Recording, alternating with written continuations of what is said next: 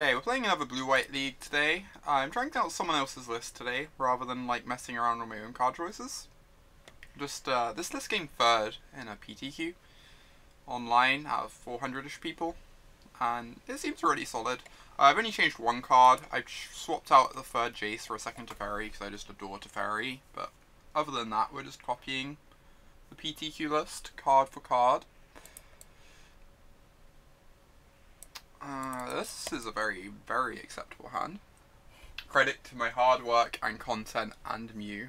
Mew's the most important one in that list. But, thank you. Appreciate it.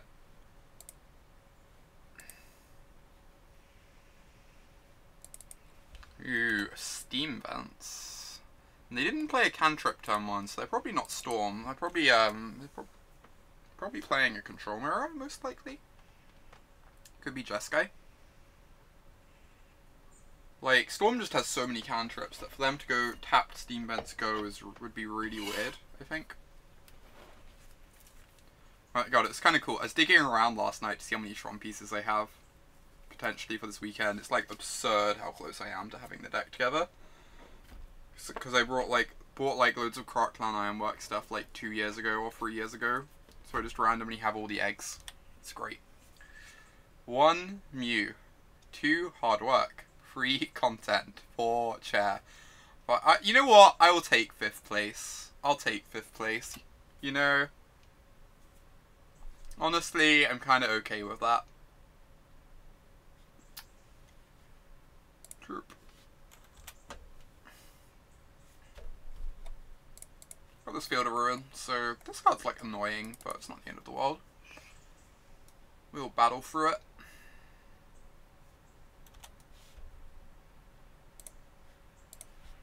Could get a Hallowed Fountain this turn. I didn't really want to play the fetch land on 2, because if we had to mana leak something, which is like unlikely, but if we had to mana leak something, I really want this fetch land to find a Hallowed Fountain, because like our basics are fairly taxed between Field of Ruin and Path to Exile, but I didn't want to have to shock myself against the Lightning Bolt deck.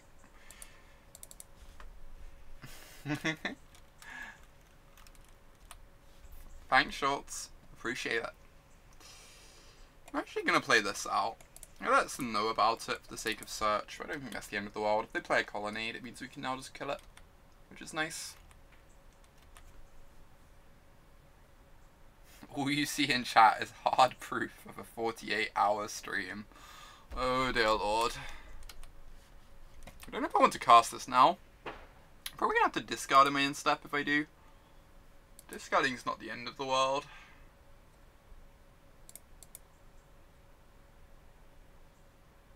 Like, I just discard like a Wrath or something.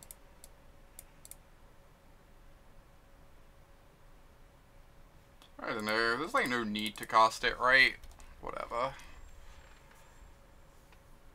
We've already got like loads of stuff to do. We've already got all our land drops. We're pretty happy here.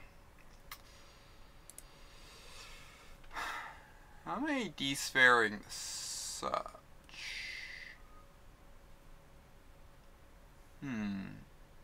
De-sphere is the only clean answer to Planeswalkers, and we got Field of Ruins for days. But getting a card out of our hand is nice for the Illumination. I think I'm just going to pass back. See the streamer who tried to do a 24-hour stream and fell asleep. Jeez. Isn't that like against terms of service? I think it is. I think you're not allowed to fall asleep on stream. Which is why we never play KCI. I kind of want Mana Leak plus Cryptic up here. I can play the Colonnade next turn. You wouldn't give me the chance to sleep. You sure wouldn't. You're not wrong. I think a Holy Diva's take is probably spot on. At the very least, it isn't far off. I was in her stream like 5 minutes ago before I fired up my stream, and heard that take live, and was like, yeah, you kind of got a point. kinda got a point.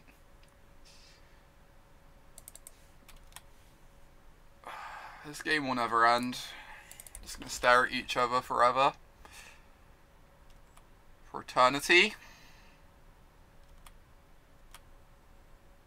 So Daniela's take is that people were... It was like people have been trying out Opt for blue-white. People have been trying out Opt for blue-white, right?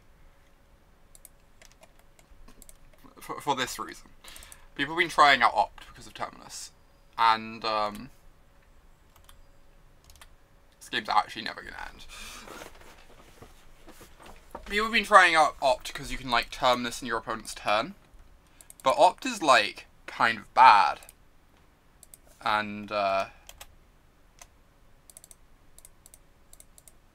so, people were like, well, Opt is, like, honestly not that much worse than just cycling your card. So why don't we just play the Illuminations, because you can just cycle them. And you're basically getting the same effect as Opt, because Opt does so little. So you've ended up going down this, like, rabbit hole, where you've somehow, like, gone from... I'm actually just going to fire off the Dispel here. I think this is fine. I wish I could have Logic not plus Cryptic up is the problem, but... just want to get a card out of my hand. So you've gone down this rabbit hole from playing Serum Visions to Opt to Hieroglyphic Illumination, because Opt is so bad. It's like, kind of a silly rabbit hole to go down. And that, like, people playing Hieroglyphic Illumination isn't a commentary on Illumination being good, it's a commentary on Opt being bad. Also, I'm really dumb. I should probably have Field of Ruined this Colonnade in their last turn. I, like, really want to get cards in my yard for Logic Knot. I also want to get more blue sources, etc, etc. Well, this Crucible is not looking bad, if we can resolve it. It's certainly not looking the worst. Oh my god, we have a Ghost Quarter too. Alright. Not bad at all. I'm just going to keep passing the turn though, for now. So we have 4, 5, 6, 7, 8, 9, 10 mana. Deal. No dual lands allowed. Who would be allowed dual lands anyway?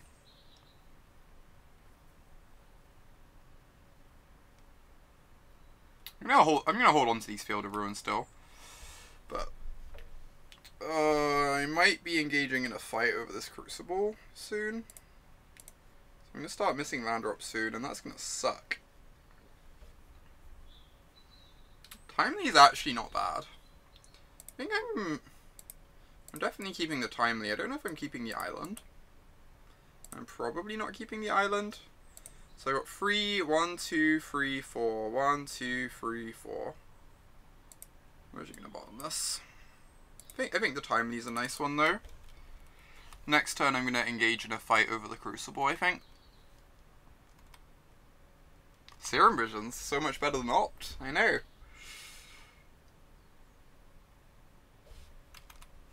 I mean, shocking yourself is not actually good against the Lightning Bolt deck. So there are downsides.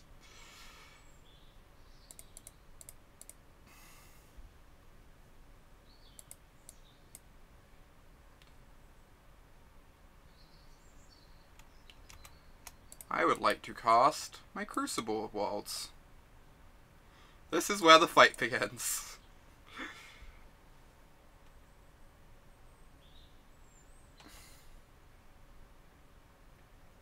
Cryptic. What a Cryptic Command. Counter draw, huh?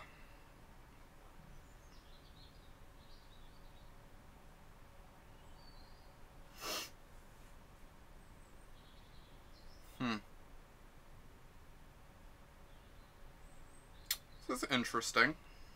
I guess I go counter draw too.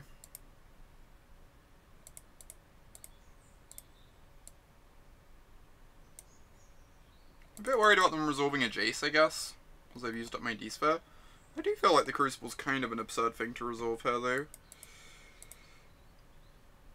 I guess worst case scenario is they stick it to Teferi. That would be a problem.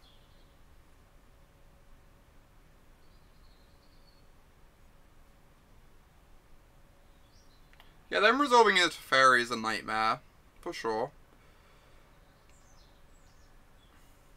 I don't think the problem is I don't think the long game favors us, because they have burn spells and we don't. So I feel like we're kind of obliged to go for something at some point.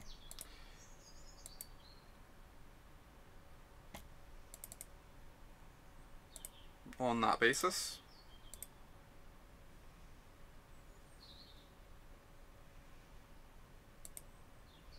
This is X equals 4. Alright.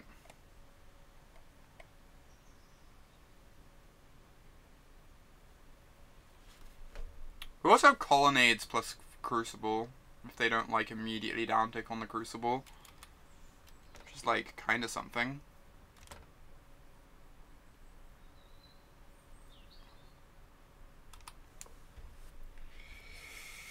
Another counterspell.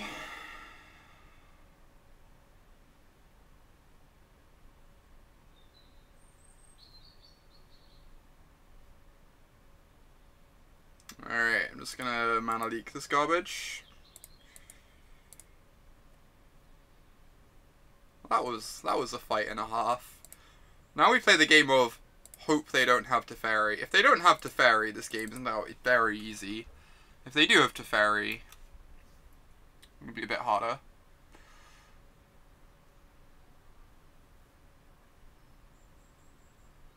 Alright. Strong.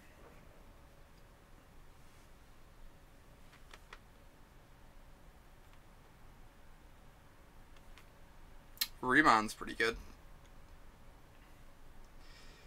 Alright. Well then. Could always bounce D-Sphere. That could be good. I'm gonna fire up the Colonnade first though, I think. So what's my mana situation? I have dupe. Alright. I'm gonna fire up Colonnade to begin. See what this prompts. If need be, I can bounce D-Sphere here to answer Teferi.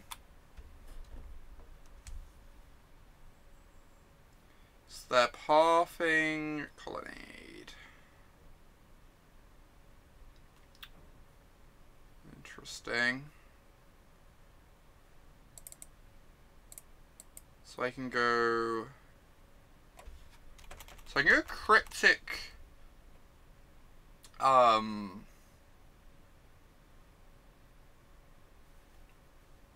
So I have a couple different options here. I can go counter, bounce this.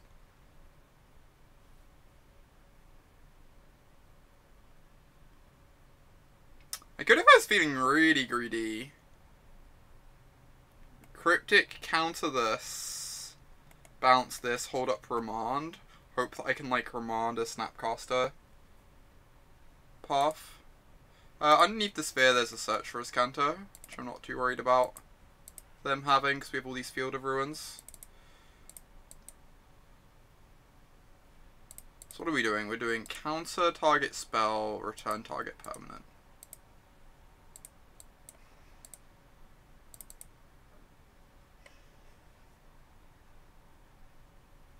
This is kind of greedy. If they go for a if they have a second path, they can still answer our Colonnade. If they go for a Snapcaster though, I get to remand the path on the snapback. And their Teferi dies.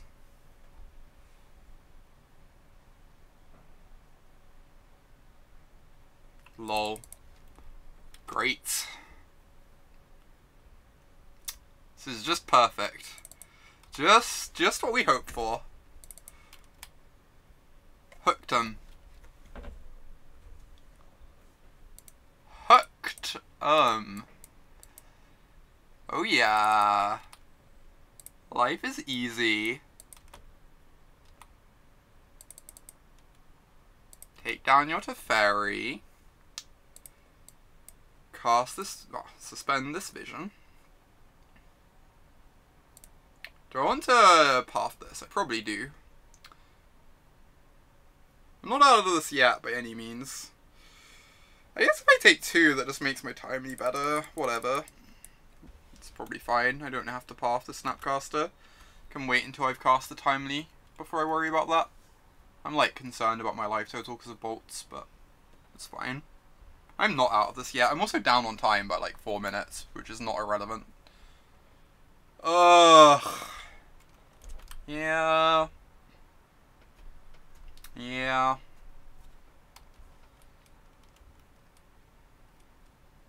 Yeah, I've been talking a lot, which is not speeding me up here. Right, I have this D-Sphere for Teferi. So that's the thing. I'm just going to take 2 here. I have Timely for Snapcaster too. Are they going to shuffle away the Crucible before I can draw it? That is very sensible. They just don't want me drawing Crucible this turn. Since they can't ever beat that card with me having a Ghost Quarter in play.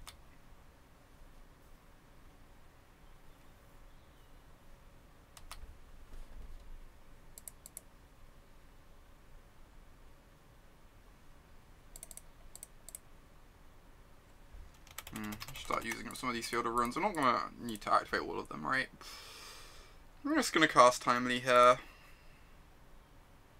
think this card is like fairly obnoxious for them. Alright, resolved. Sick.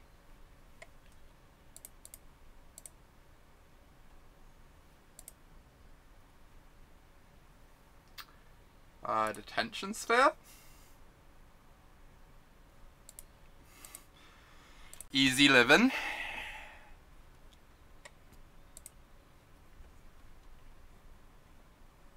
I could get in an attack with Colonnade. I kind of want to start eating into their mana.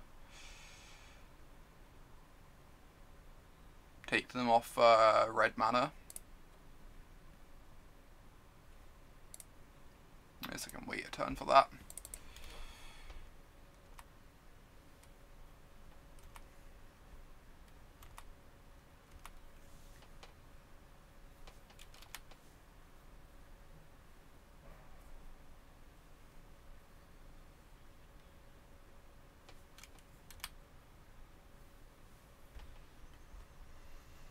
This game's looking pretty good for us. I've played it like very aggressively, but it seems to be working out. I'm doing pretty well, Alex. Oh my god, I was meant to Field of Ruin them. I'm stupid. I was talking to blame Alex. I decided to respond to him. Clearly a mistake. I could have stripped my opponent and everything.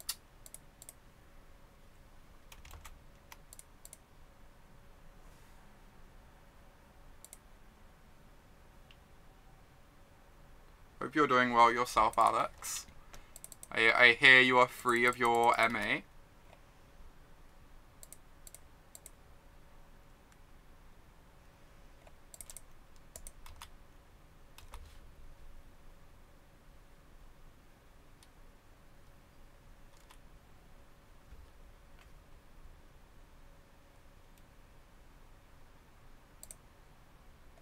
Aww, come back.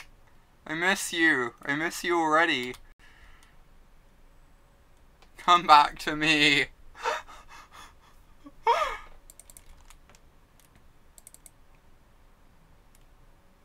Oh wow, did they fail to find if their Field of Ruin?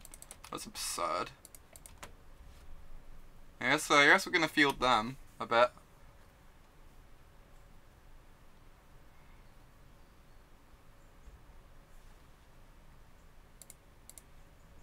Alright, target your steam vents.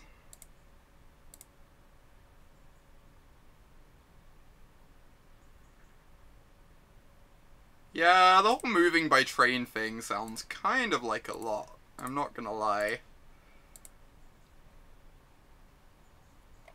I just had to completely cut them off red mana because of this Ghost Quarter. That's kind of delightful.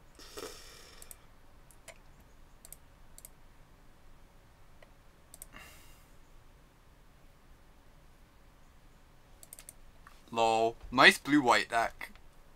Nice blue-white deck, opponent.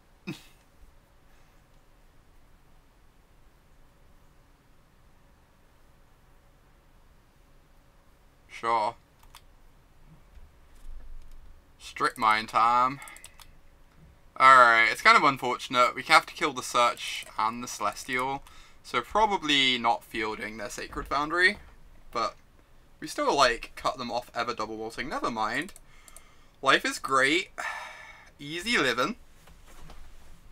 Lol. Etc.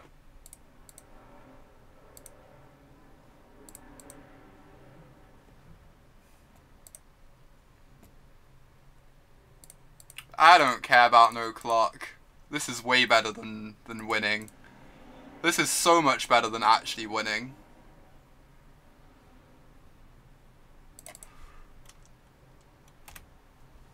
The moral victory. See, Temperance gets it.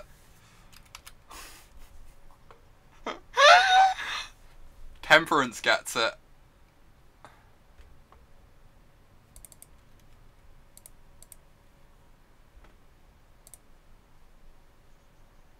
Why win when you can crush souls? Exactly. Exactly.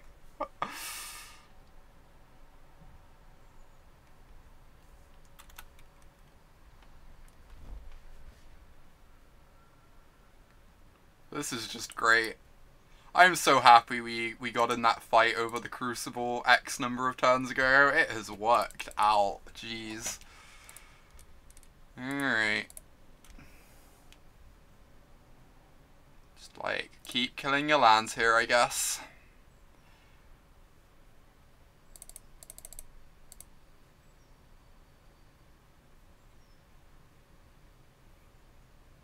Stop.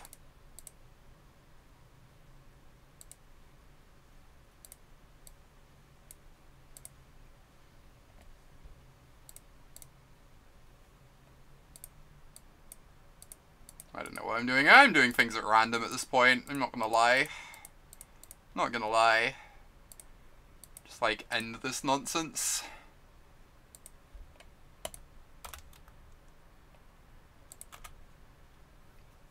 Click my cards at random. Yep.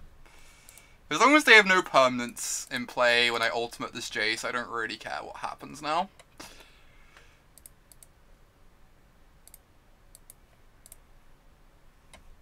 Nope.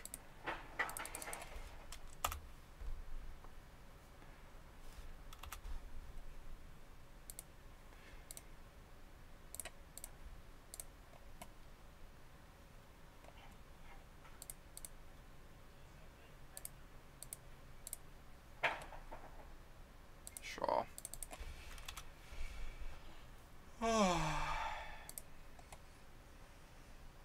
This is just the best. This is just the best. Just everything I've ever wanted. Everything I've ever wanted, everything I've ever needed is right here.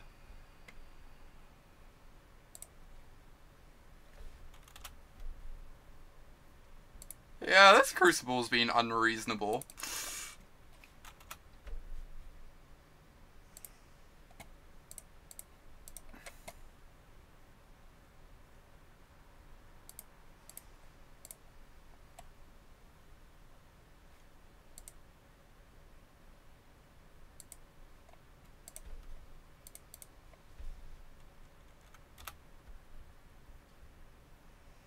I wonder how many mana producing lands are left in that deck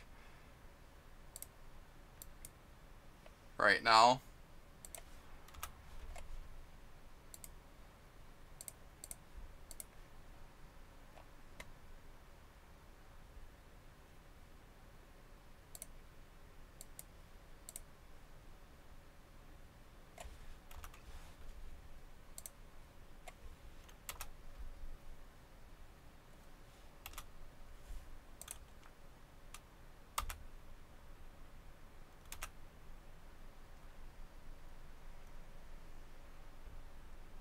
You'd bet 0. Indeed.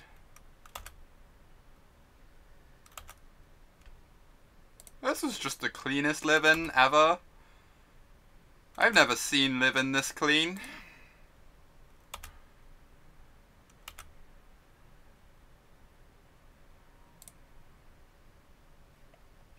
Alright, let's look at that Exile. I'm kind of curious. We hit a Sulphur Falls, a Colonnade, a Field of Ruin. So when we ultimated Jace, they had 3 mana producing lands left in their deck. That was great. That was just the best. Alright, I'm going to copy the sideboard guide that came with this list. Just to see how it plays out. So they take out 2 Verdict, 2 Terminus, and an Oust.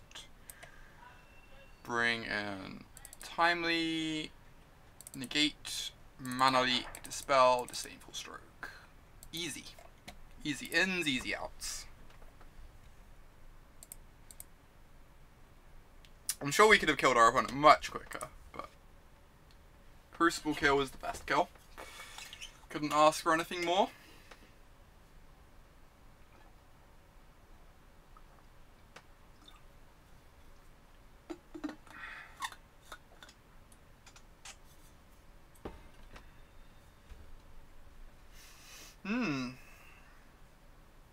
Beating Jeskai game 1.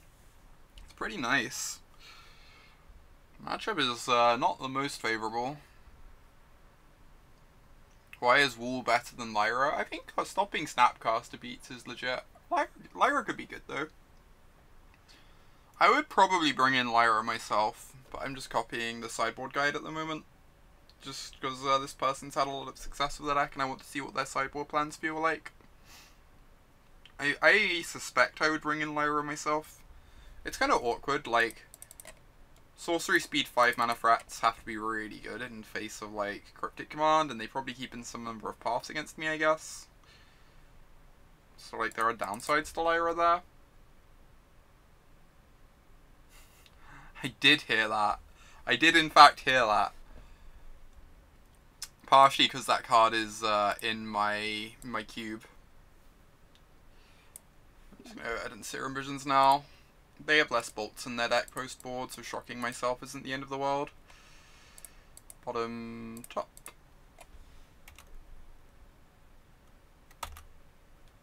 That's true Temperance. That's a legit point. The fact that Lyra just, like, kills people is pretty nice online. For sure.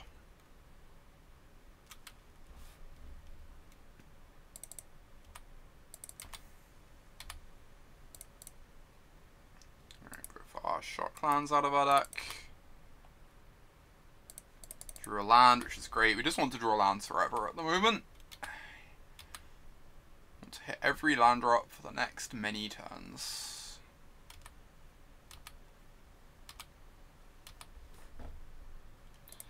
Alright, I have a feeling that's not going to happen, so I'm just going to cast this. We have a D-Sphere for Teferi. Remember, we're going to start missing land drops very soon.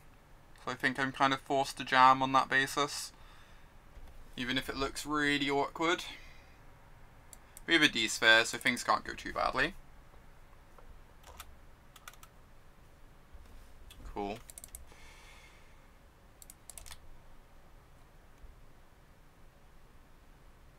I'm going to end of turn Clique actually. I think that sounds pretty good to me.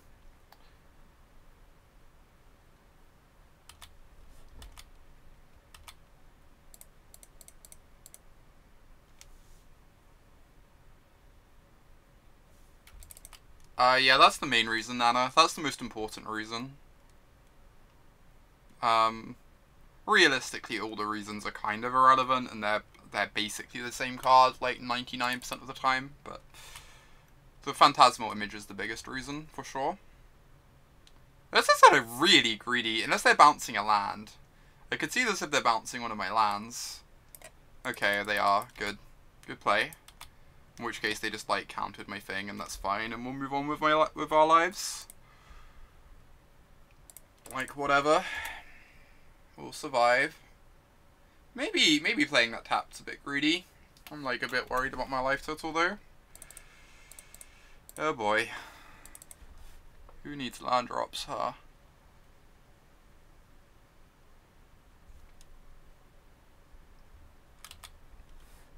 Humans is very medium. Deck is quite, oh my god, quite overrated. We're gonna have to start discarding. This is a nightmare. Confirmed nightmare. I guess I'm discarding the Timely.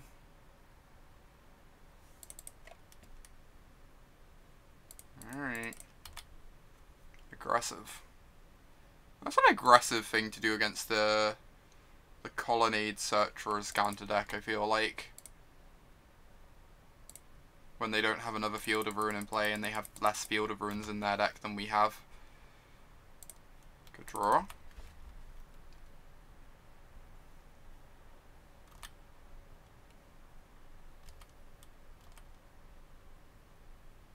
I have seen talk about that card in Lantern. It seems incredibly exciting to me. Oh my god, they're bouncing a fucking land. So I'm just like forced to fight over this because I can't afford to like go down on land drops. Oh boy, this is grim. 1, 2. I need to leave a Flooded Strand in my yard for the Crucible, right? 3, 4, 5. Use this is fine. I don't mind losing the Hallowed Fountain from my yard.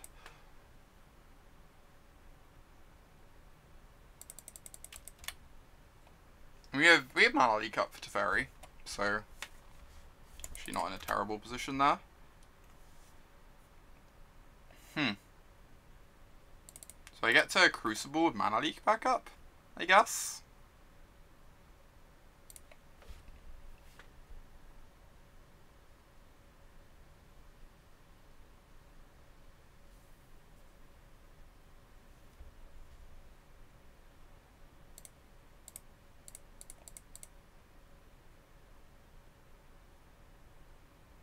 Sure. Deal. Getting counters out of the hand, it's like whatever. We could have waited, we could have tried to set up Teferi with Mana Leak into Crucible with Cryptic, because that would like line up our mana better.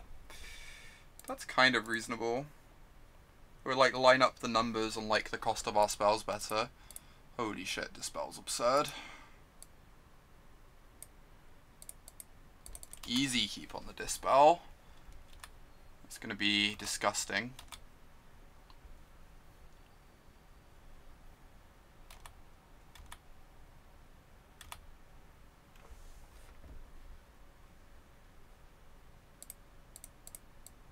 I'm going to do something really aggressive here. I think.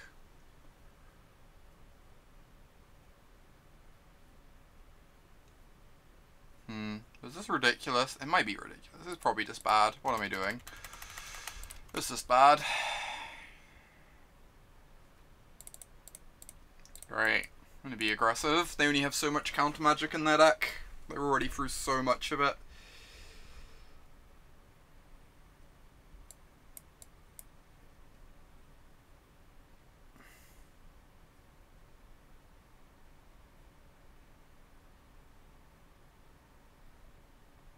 I'm about to be punished for not doing the Cryptic Bounce.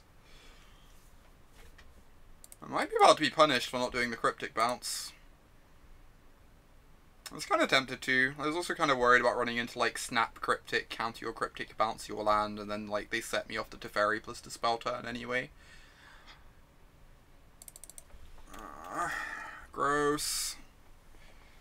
Alright, we're through 3 of their 4 Cryptics and their 2 Negates. So they have like hardly any counter magic for the rest of the game. So that's nice. At least. That's something. We do have to worry about time now. This game is taking a while.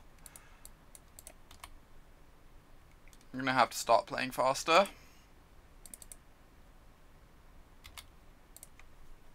Yeah, clock is scary. Agree. Agree. Sure. Go ahead.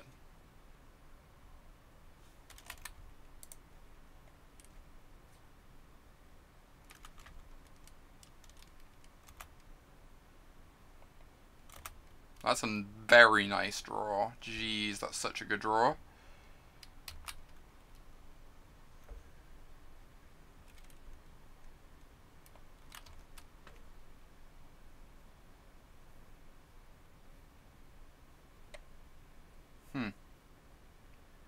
Save Dispel in hand.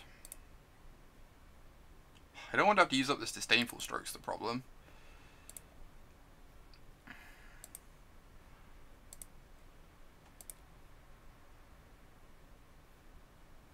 They clearly have Dispel, but there's no way not to run into it. Sucks.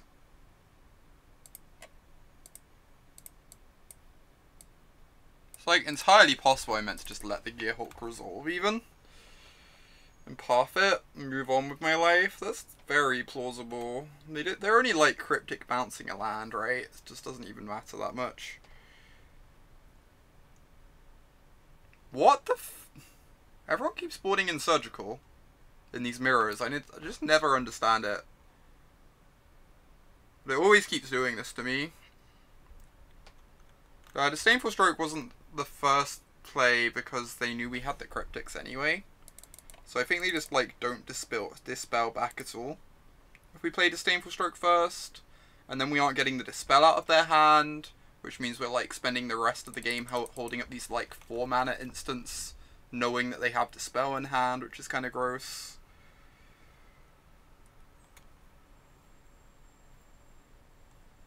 Yeah, I'm hard reading the Dispel. My reasoning is I don't want to be holding on to Cryptics with them having Dispel in hand the entire game. It just like it's just miserable for me. Yeah. I think if I hard read the Dispel, then I have to get the Dispel out of the way. And if I go to Disdainful Stroke, the Torrential Gearhulk, they probably just let it resolve and move on with their life and don't care.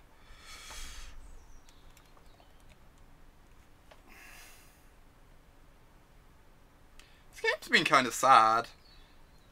They've just drawn so much counter magic in the top half of their deck. They've drawn like basically all their counter magic this game. It's kind of frustrating.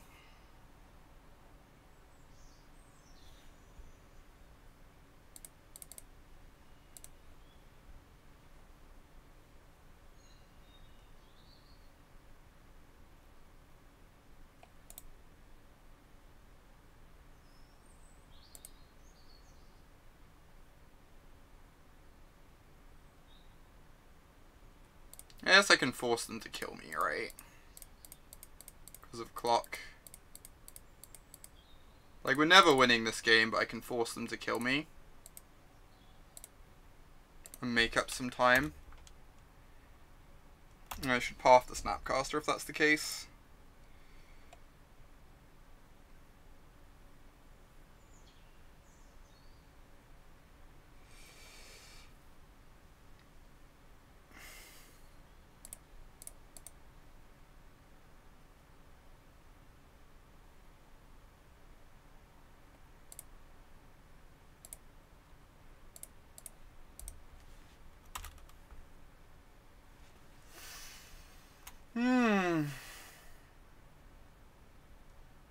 I'm gonna start boarding in Surgical in these mirrors. Everyone else does it, and it always just blows me out. I feel like it should be terrible. But every single game I'm losing to that stupid card. I'm willing to believe that you're actually just meant to board it in. Like, sample size, right? Lose to something like 5 times, and it's probably actually good. Even if you think it should be embarrassing.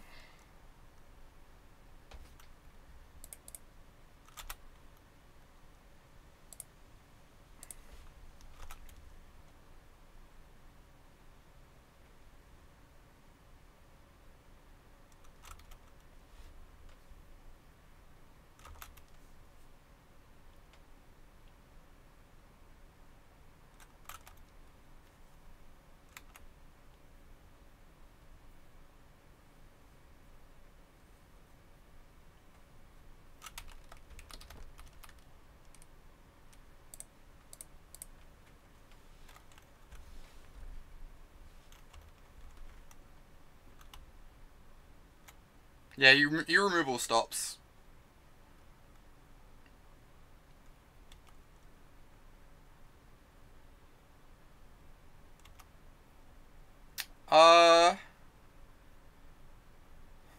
So the typical reasoning for, like, Surgical being bad is you just put yourself down a card a lot of the time. And, like, removing cards from your opponent's deck typically doesn't matter, because they'll just have other relevant cards to draw. The problem is, in these, control mirrors, the games go so long that people, like, inevitably end up drawing multiple copies of cards. You have Vendilion Clique, which lets you know which cards people have multiple copies of. You have, Snapcaster Mages, which means you're gonna be able to, like, blow them out by, like, essentially countering their 6-mana counterspell for 0 mana. I think Surgical might actually be good in these mirrors, which is really depressing, but I keep losing to it. I have to believe after I've lost to it this many times, it's actually maybe possibly good, you know?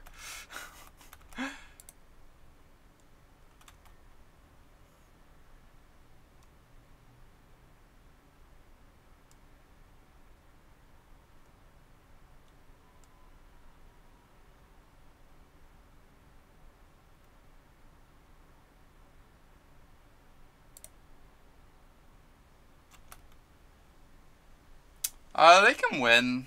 It just takes them time. They're just going to be using up a lot more of their clock than we are.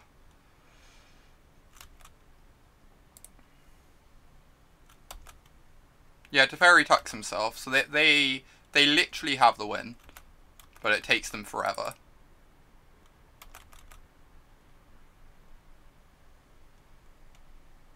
Well, Colonnade's kind of nice, because we can never actually path it, right?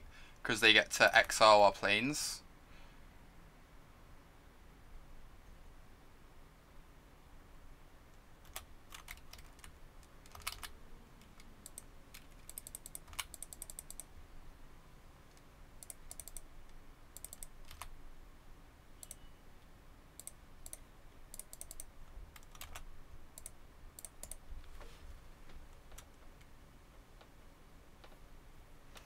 Like, they can win, it's just going to take them, like, another minute to do it, because they have to do it via combat here with, like, Colonnade plus Snapcaster.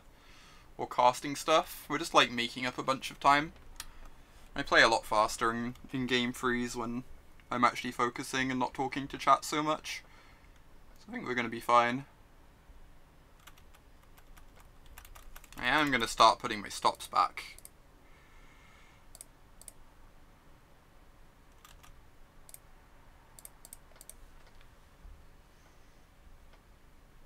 Alright.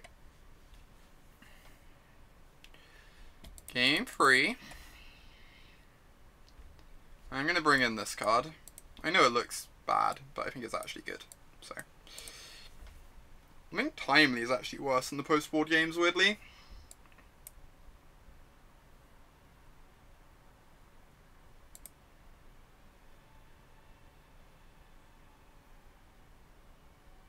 Don't know if I meant to bring in Lyra over Timely. See that actually being the case. They just don't have that much burn post-board because they board out lightning helixes, right? They just go down to bolts.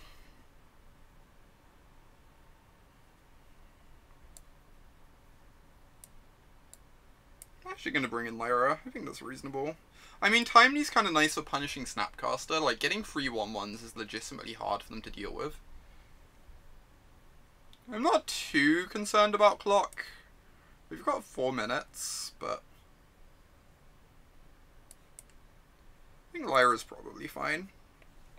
Alright, I'm going to play this fast. I'm not going to be talking to chat so much for this game, because we're 2 minutes down on clock. So, keep.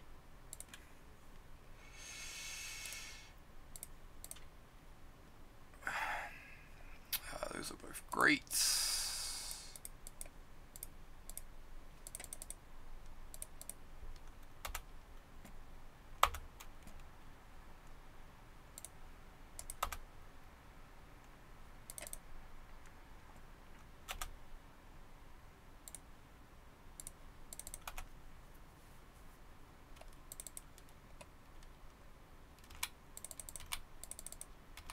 I'm just going to cycle this. I want to find my land drop this turn. Nice.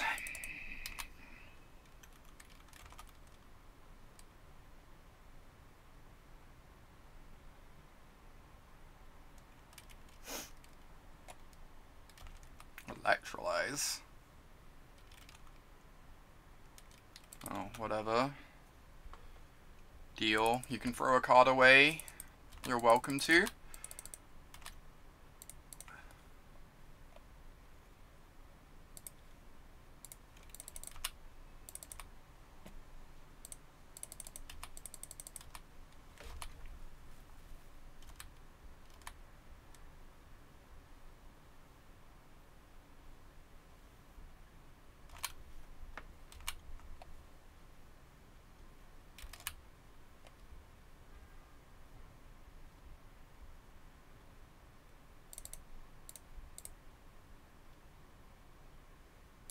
Damn.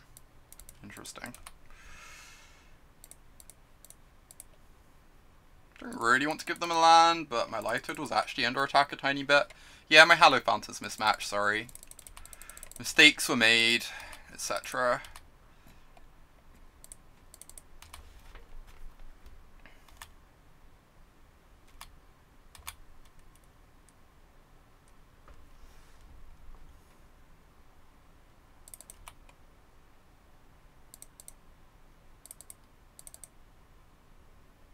They have a lot of colonnades. That's actually kind of terrifying. Honestly. Honestly. Can I afford to cast Lyra here? I think I need to wait one more turn. Need one more mana before I can.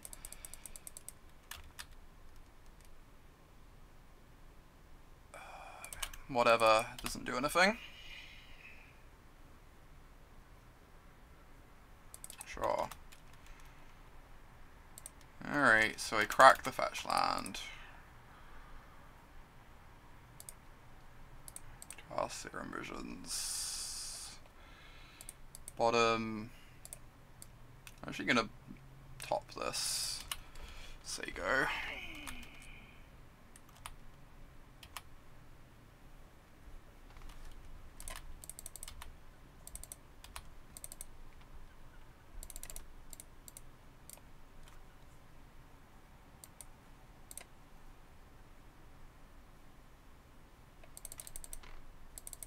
This makes them discard for turn, which is pretty nice. It's like basically like being up a card.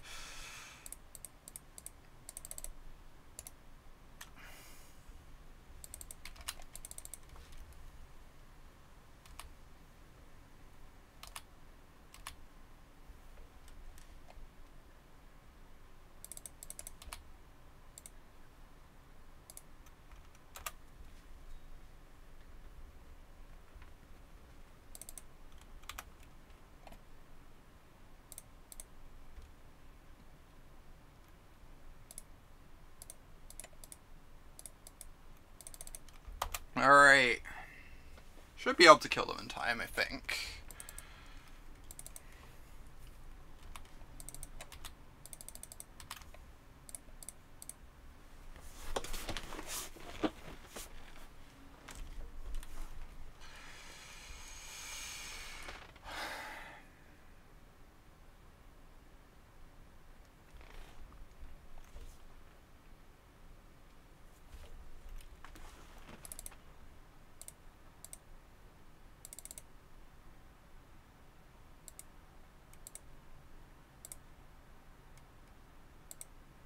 Taking cards at random here.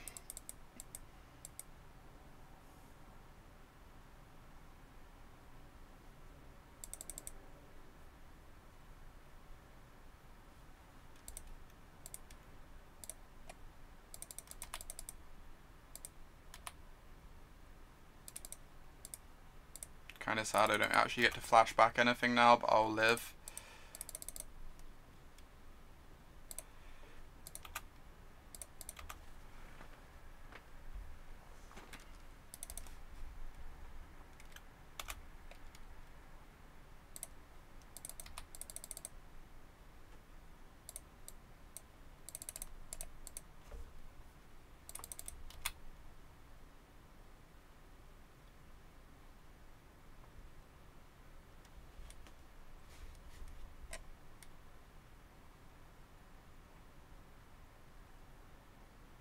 Maybe I was meant to surgical the path to exiles. Could see that being the case. Yeah, I was probably meant to surgical the path to exiles. I'm dumb. I'm a very dumb person. If they surgical the path to exiles, it's just so hard for them to actually deal with all my colonnades, right? Yeah. Yeah.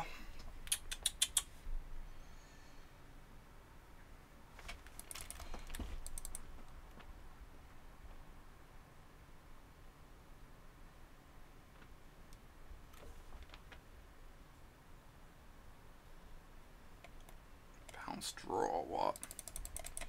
Alright.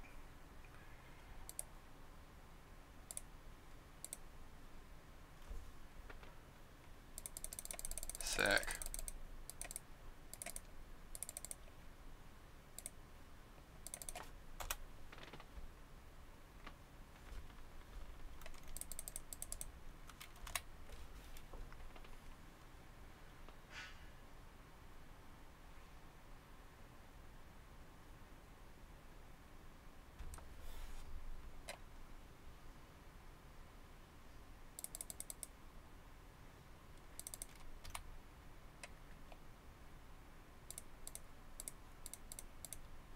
Yeah, I can't finish this game in time. That kind of sucks.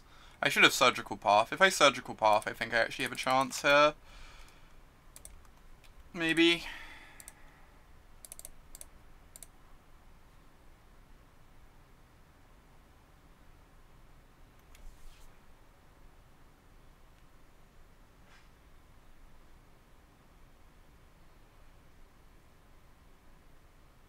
I guess then they'd have a pile of cryptics in hand though. Right? So we wouldn't actually have a chance. Makes sense.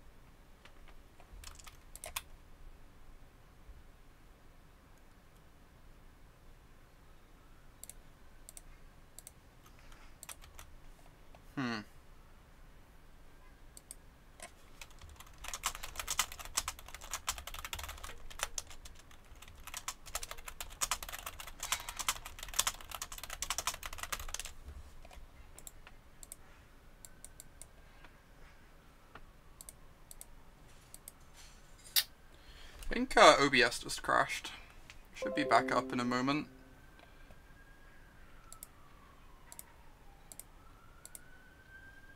Alright, I think it's now back up. I think I'm now back online. That was a sad game to lose. If I had more time, I think I win that. I think I win that game if I have more time. We're learning though. The surgical was actually like really good. I think the surgicals are actually good in these mirrors. Which is kind of depressing.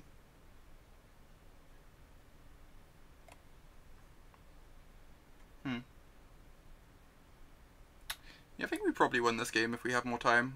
Just like... I'm just playing a bit slow since I'm streaming and stuff. It happens. On to the next one.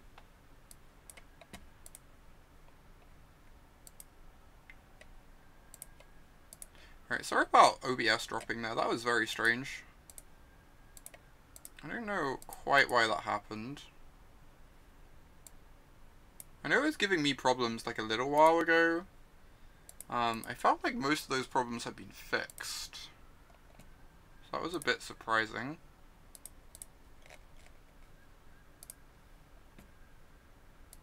Alright, let's try and play a bit faster. This is kind of a sketchy one.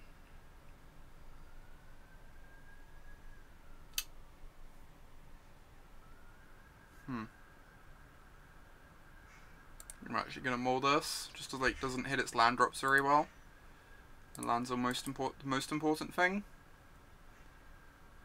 So I'm going to lead with Colonnade so I can go rule turn 2. We can save Visions until we have like a bit more of an idea of how the hand's shaping up.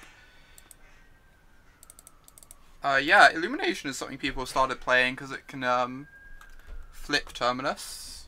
You can like go Jace, brainstorm my Terminus on top of my library, and your turn flip the Terminus using by cycling Illumination. You can also just cycle it early and then get value trying to like flash it back later in the game, which is also really nice. So it's been catching on. People have been playing like 2 copies a bunch. Alright, that's a Magus of the Moon. Understood. That's a Plains. So I guess your deck does nothing. I kinda don't hate the Negate, honestly. I guess we're not drawing the Negate for a little while. I think it's gonna end up doing something.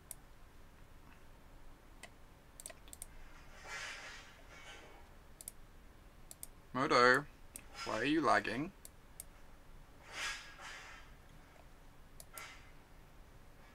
This is weird, I'm dropping so many frames. Oh my god.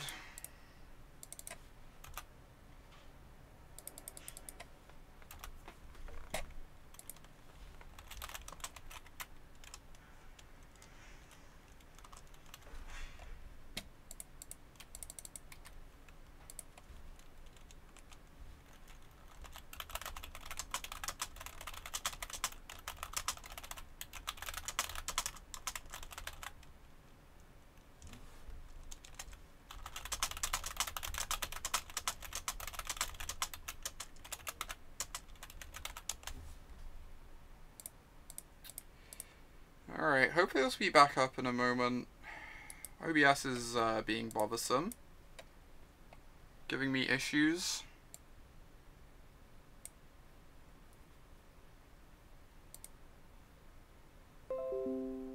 Alright, we're back online for now at least.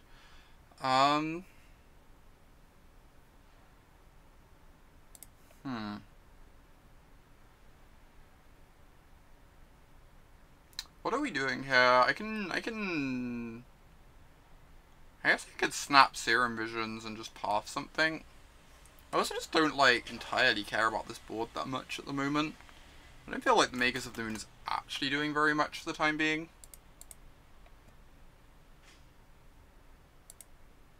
I'm just gonna snap Serum Visions, dig a little deeper into the deck. Snap like keeps the Magus at bay, which means this wall keeps the voice at bay, which is all kind of nice.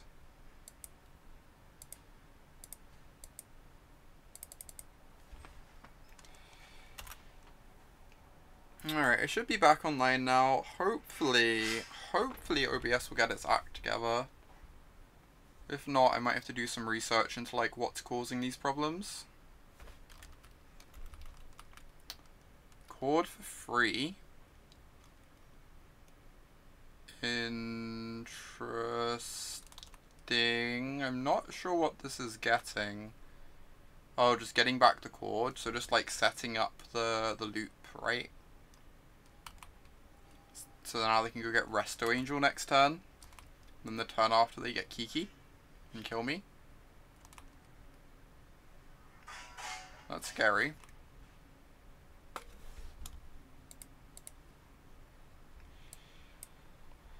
So I just need to find a Wrath effect. I guess this digs deepest for a Wrath effect more than anything else, so I'm going to keep it.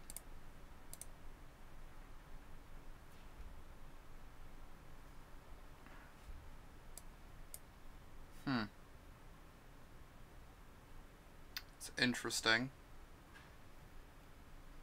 Like, I like both these cards, I just feel like I really need to find a Verdict or a Terminus at some point though, and clean up their board.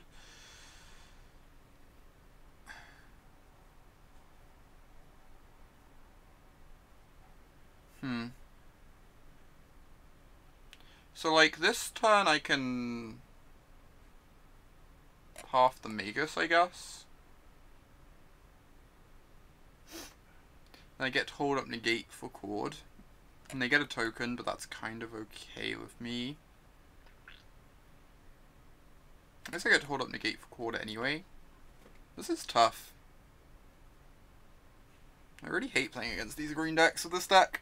It's just like, anytime you don't have a Wrath effect, it's a lot to slog through, a lot of 2-for-1s.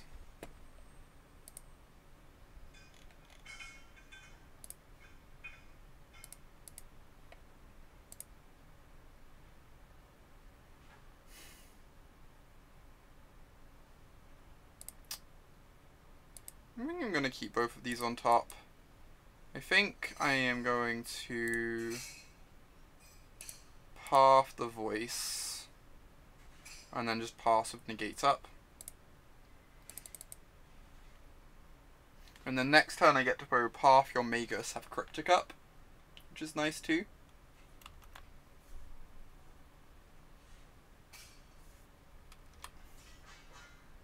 So obviously if they have a Resto in hand, they can still get value here, but if they go for a Chord, we get to negate it, and that's really nice.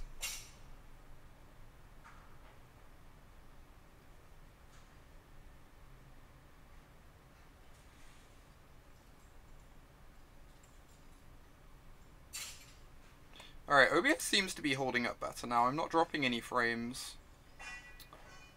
Hopefully that means it's behaving itself now. Right, 100% negating that. Hopefully this means it's behaving itself now.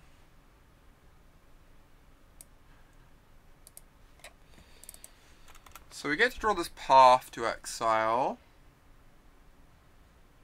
I guess this game's like actually kind of in our favor at the moment. So now we have Path, Magus, Cryptic your thing up, which is just like great. I guess I want to Path the Magus now because of Resto though. It kind of lets them know about what we have. I don't think that matters too much. I think I'm okay with them knowing we have Cryptic in hand. Like, we'll live, you know? We'll live.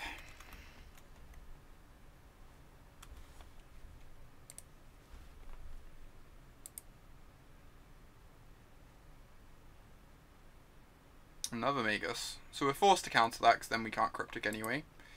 So might as well counter draw. You know, we know we have a Snapcaster on top. So I don't need to, like, risk getting this just, like, killed in response to bouncing it. Just if they have a Resto, this is a fine position for them. They get to go Resto, blink the Ewet, get back Chord. But otherwise, I'm feeling pretty happy.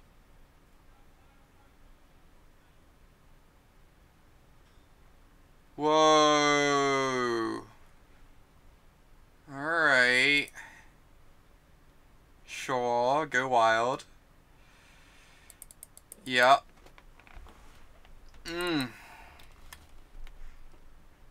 That's pretty value. So now I have a Chord in hand, a bunch of Ewets in play.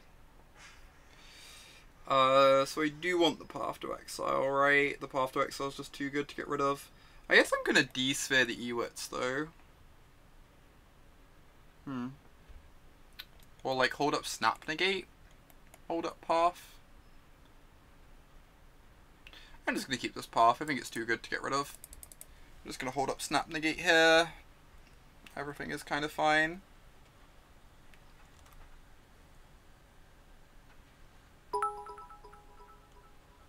Hey there, Marcus. Good to see you.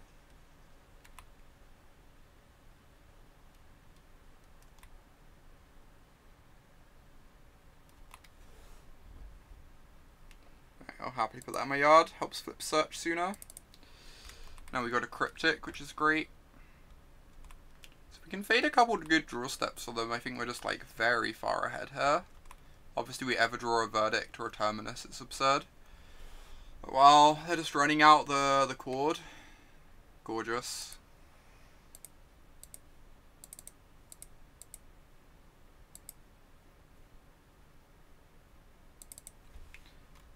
And we still have Path up, so I'm not too concerned.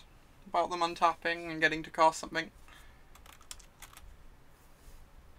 They have a lot of card advantage, but we just kind of overpower them. Like, a lot of their cards go dead as the game goes along, I guess. All these mana dorks just don't do anything now. They're made kind of redundant by the fact we're giving them lands off Path to Exile. Alright, that was convincing. So... Kiki Chord. Kiki Chord. I don't hate some combination of this stuff. I don't know what ones exactly we want. I also don't hate Surgical. I think Timely Reinforcements is kind of awful. Crucible's pretty awful. I think Settle is much worse than the other Wraths. I think Clique is pretty bad, honestly. It's probably just worse than a counterspell. So Stroke is great. Pretty sure I want a Dispel just because it's so efficient.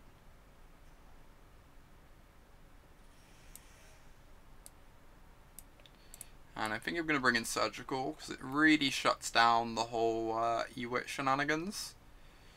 Could save us at some point. This looks good.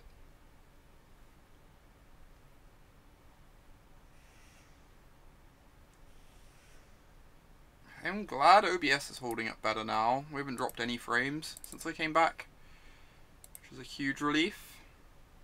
Okay, this has got a Verdict. How bad can it be? I guess they have a pile of Magus of the Moons, but Magus isn't like that great against us. We can go even find a Plains here next turn.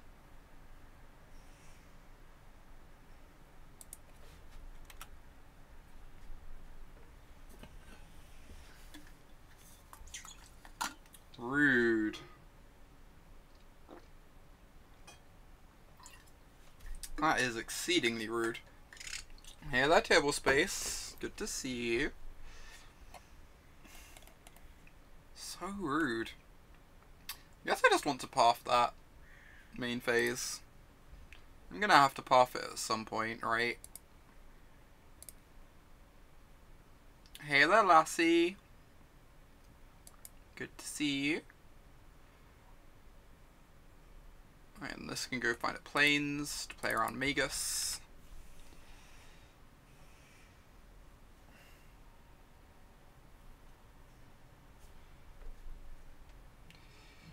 Oh boy. Best card in Magic. Yep. Yep. It's gonna be a lot of clues. This game gets harder than the last one. Them having a tracker is like very, very good. Alright, let's grab this Plains. Just go ahead and path this as well.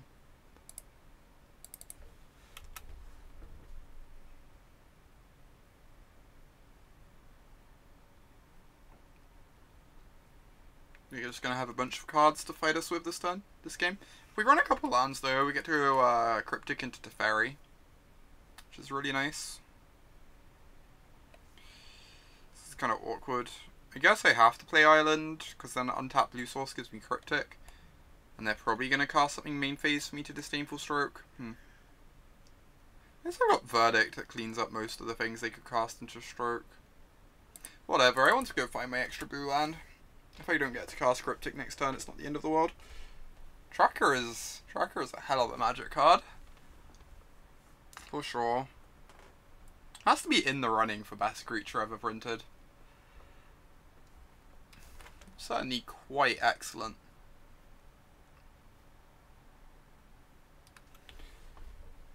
That is a Magus of the Moon. Alright. I guess I'm finding a Plains instead of an island.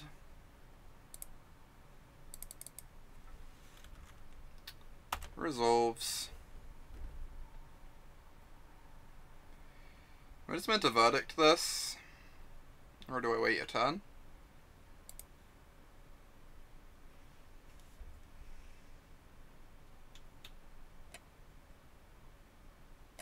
Disdainful Stroke for Chord.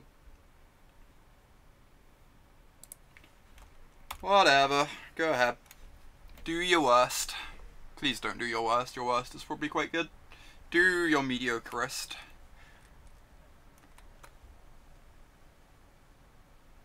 Yeah, this deck can be pretty stressful. You're not wrong. You are not wrong.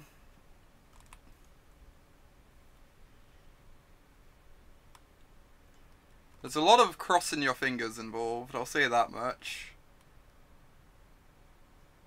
There's a lot of crossing your fingers. Oh man, this is going to be such a good verdict. This is going to be the best verdict I ever did see.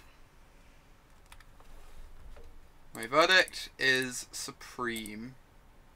I could probably wait a turn and cast Wall of Omens, I don't know. Still seems like a very reasonable verdict here to me.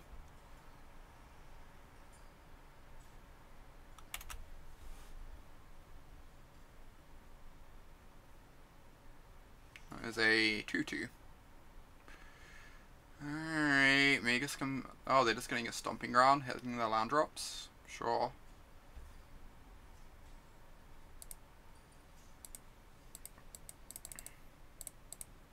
You know who else is OP, Alex? This card is OP. This card is quite OP.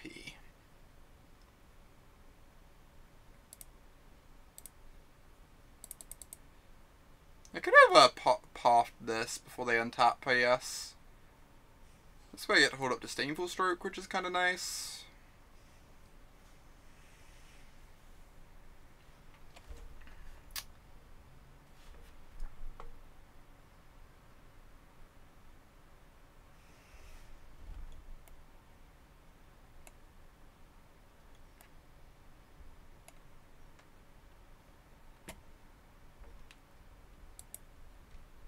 Alright.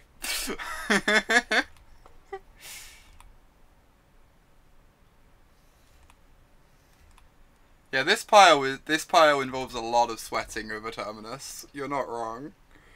It is intense. Sometimes. I could just path this, hold up Cryptic.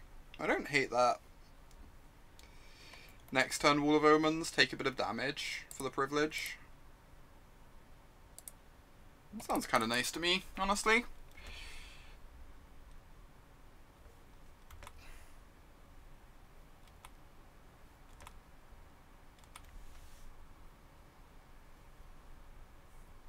That is a 0/1 for 1 deal.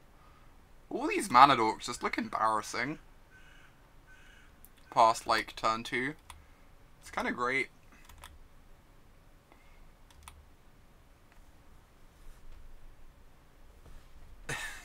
Oh my god, reavowed. That is a lot.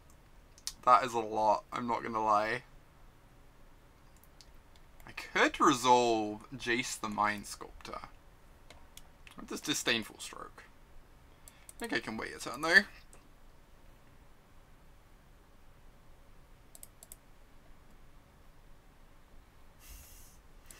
You really want me to cast you, don't you? You really want me to cast you. You're trying your hardest to convince me. Alright, that's a Resto Angel. Counter draw.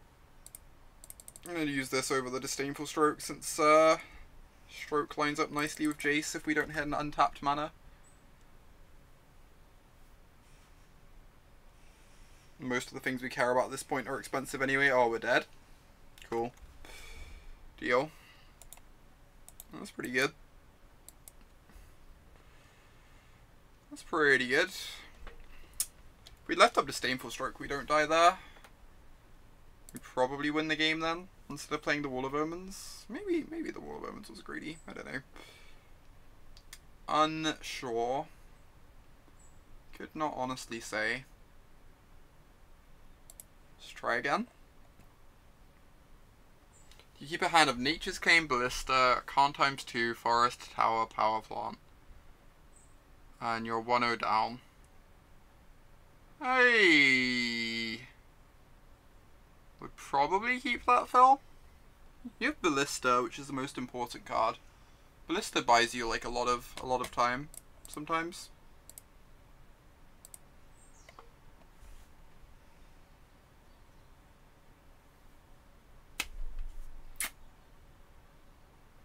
Only needs a blue source. Any land lets me find an island. Any land lets me find an island. How do you feel about this? I think this might be a mulligan. I think it's really close.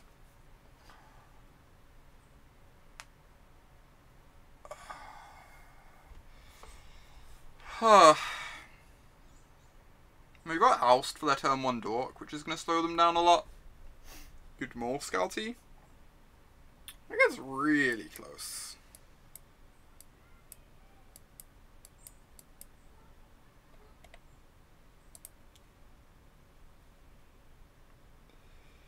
This is like not a huge amount better, but I guess it's a bit better. Guess I would sign up for this hand over the 7.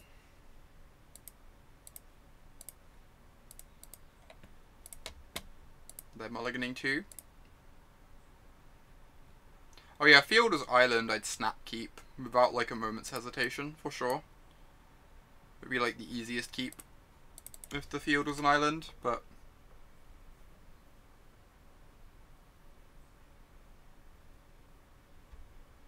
Alright, Wooded Foothills, huh? Where are those mana dorks you speak so highly of? Where are they? Am I cycling this? I probably am.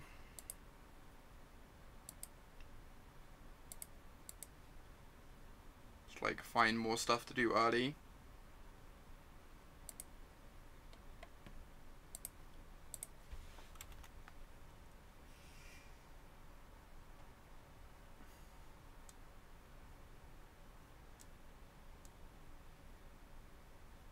I wonder why Oust foils are expensive. That's a weird one to be pricey.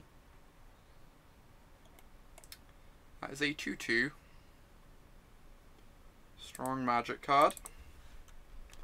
Alright, so this needs to find a basic because of Magus, right? We need to find a plains probably.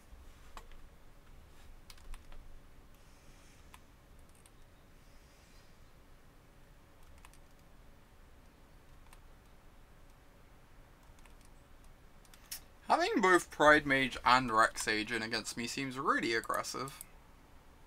I'm a bit surprised about that.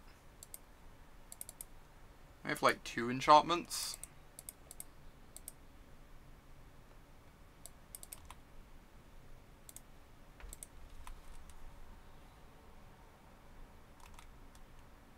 Why are you hating all the bears? Because they're 2/2s. Like, what do you expect me to say, Alex?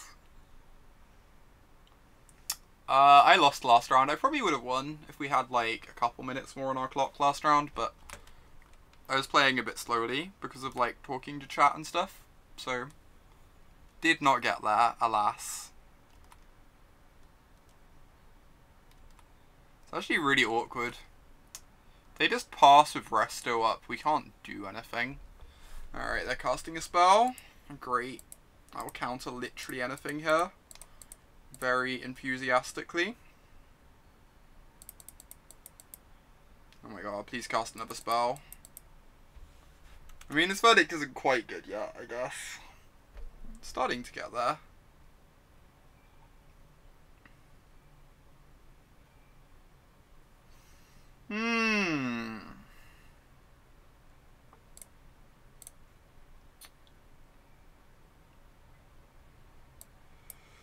Whew. Another verdict, you say? That's exciting.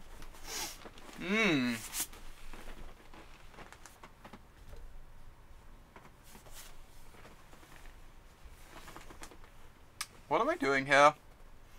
Definitely keeping the second verdict. I think I might just be firing off this verdict now that I have a backup.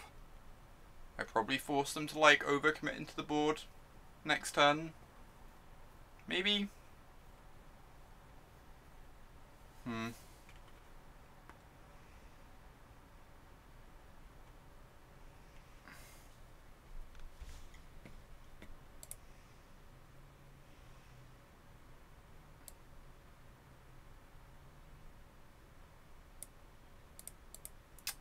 It's been nice so far on Vermin. Serum Visions is pretty good.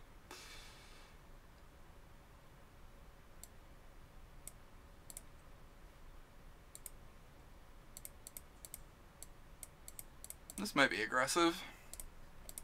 We've got a follow-up verdict here. I think it's fine.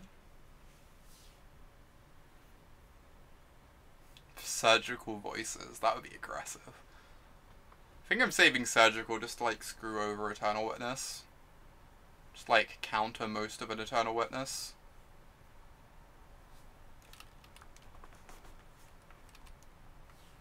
Since the E-Wit resto loops are really frustrating. They're like basically the best thing my opponent's deck can do.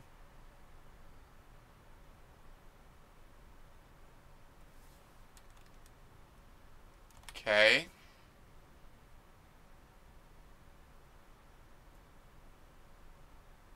Sure. Resolves.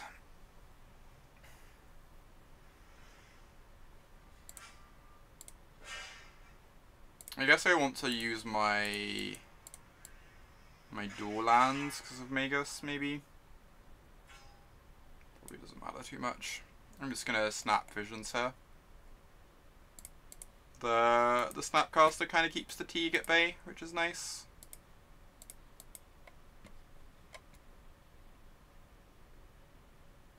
This Mana Leak's actually not terrible at the moment, but I've already got a bunch of counter spells. Bottom the Field of Ruin. I don't want to find a Planeswalker over the Mana Leak. I feel like the Mana Leak's going to be decent though.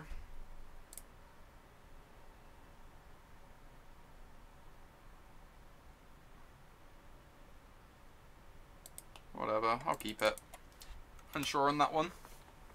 We haven't used a path yet though, so they still don't have that much mana to work with. They haven't drawn Mana Dorks.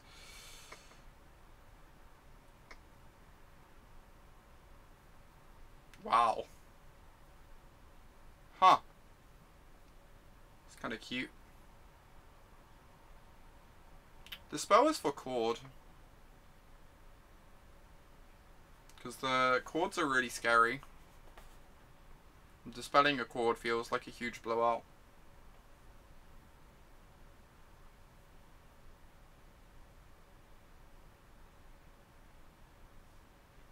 Yeah, I think we have to stroke that because we're saving the path for the Gallic Teague, right? We also kind of don't want to, like, give them extra lands when we're drawing this Mana Leak next turn as well.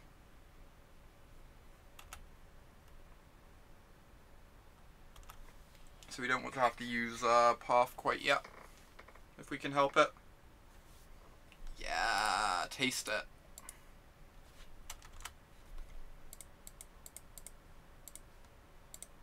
Boop.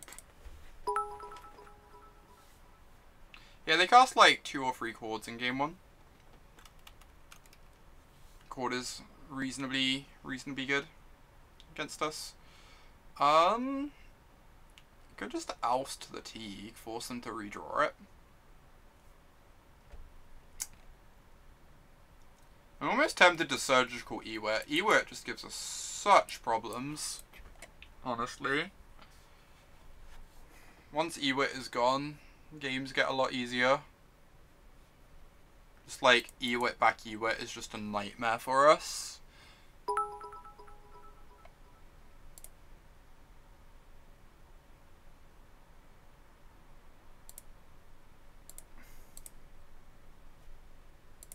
I think I'm going to Surgical E-Wit in that turn. It's kind of aggressive. It's like almost like throwing away a card, but I think so much of that engine is just weaker against us once they don't have Eternal Witnesses in their deck. And they have 4 of them, so it's like not improbable we snatch another one from their hand.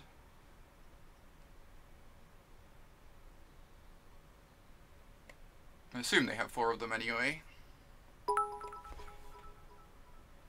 We do not have Ripon. It's possible we're meant to. Ooh, Fiery Justice, huh? We get to look at their deck list too. not irrelevant. Alright. So they have Cord, Justice, Teague, Heath.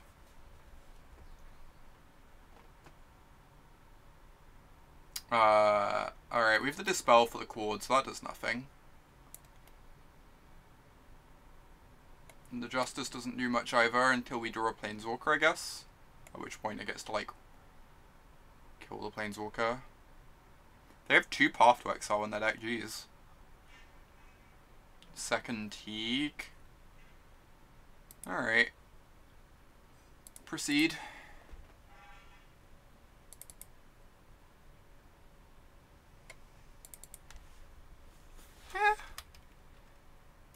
I think Surgical is okay against, like, their deck, just because, like, one of the only ways we lose is to the E-Wit Resto shenanigans. Like, those are actually just, like, quite good against us.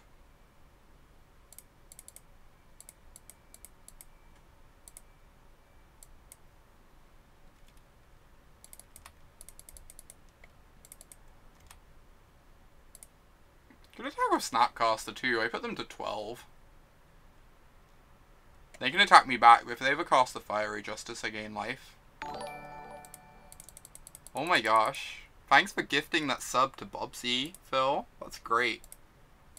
Everyone, put some hearts in chat for our new subscriber, our gifted subscriber, Bobsy.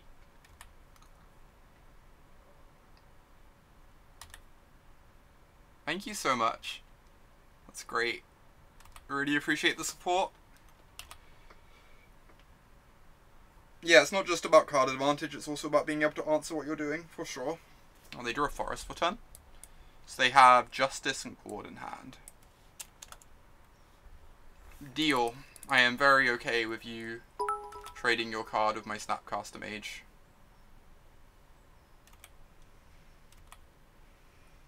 So I do want to Path Teague now that we're kind of in a race. It turns on our Verdict for other creatures. Seems reasonable. I still have the Dispel for the Cord later, so their final card in hand lines up like kind of badly here.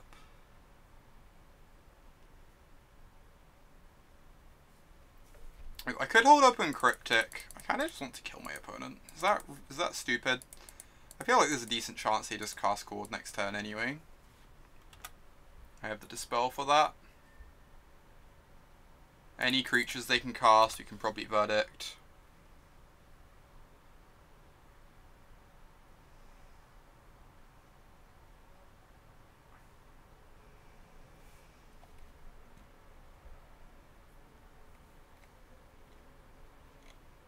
Wait, what does Schultz want deleted?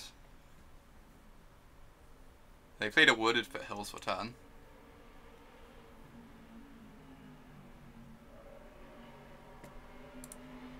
Boop.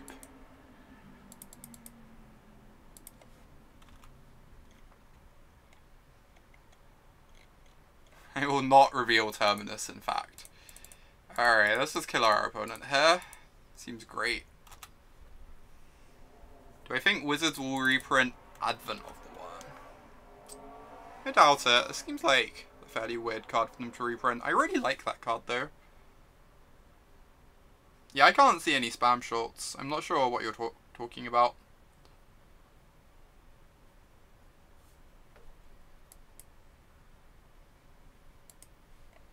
Alright, now 1-1.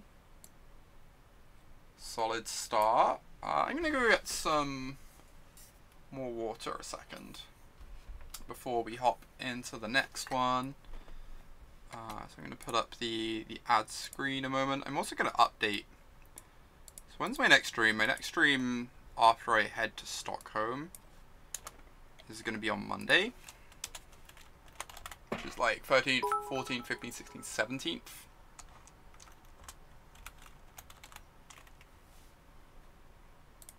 There we go.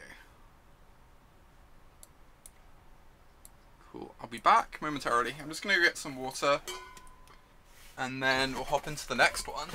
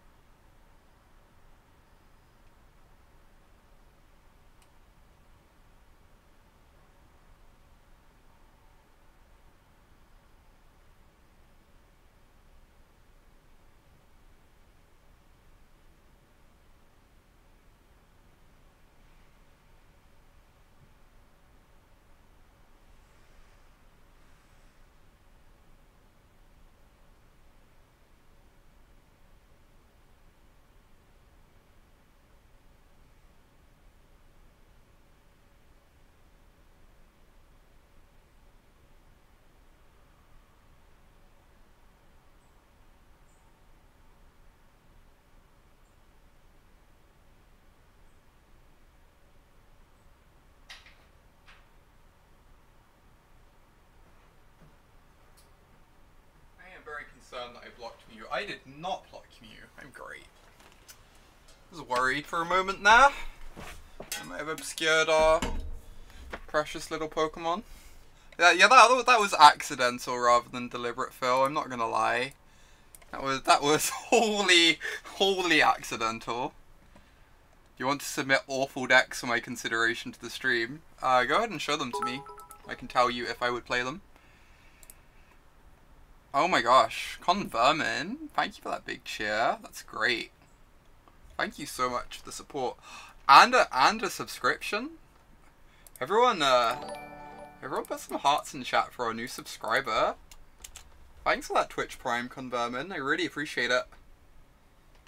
Your scoring was correct, Phil. It was quite on point. If I can say so. Thank you so much for the support, Convermin. It's great. It's I'm hope next week's probably gonna be my first week of trying to do this full time, so I'm really hoping it works out.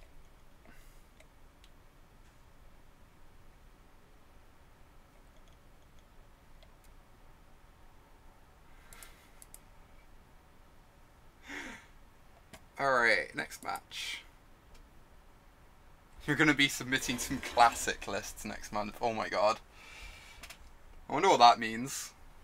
I'm fully expecting an Enchantress submission at some point. I'm not gonna lie.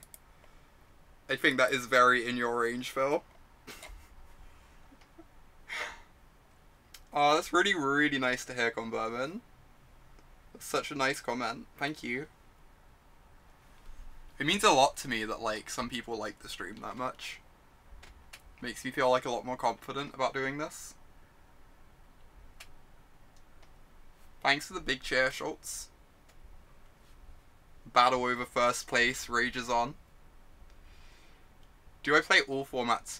Pretty much. I've never played Vintage before. I would probably happily play Vintage. It's just I don't have any Vintage tournaments to prepare for, so haven't, you know, ever indulged in the format. But I'm pretty happy just playing every format. I think Magic's great, you know?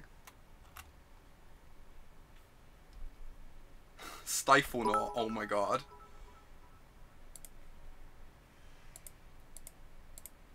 Take out any... Thanks, Marcus.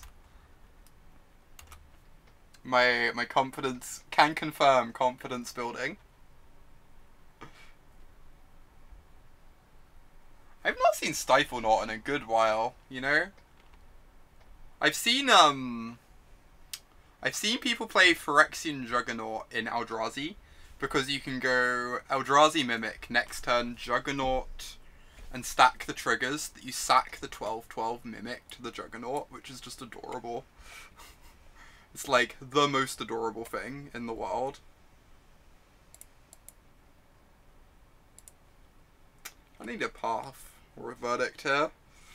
This Mantis Rider's a bit scary. Those are neither of those things. Guess I'm just bottoming both. Like, Snapcaster's nice, but I just need to answer the Mantis Rider as soon as humanly possible. Nothing else really matters too much. You have a ton of really bad Gifts Ungiven decks for Modern and Legacy. I don't know that I've ever seen a Legacy Gifts Ungiven deck.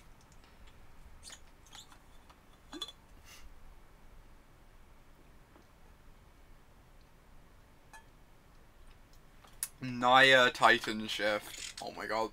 I am mana leaking this Mantis Rider so quickly. I am so happy this isn't a Cavern of Souls. I would be dead if that were a Cavern of Souls. I've never seen them because they're bad. Truer words. Hey friend. It's a pretty good one. It's a pretty decent one. Alright, I think this turn I'm just going to cycle an Illumination and cast Despair on the Mantis Rider. Despairing the Mantis Rider just, like, buys me a lot of time here, I think.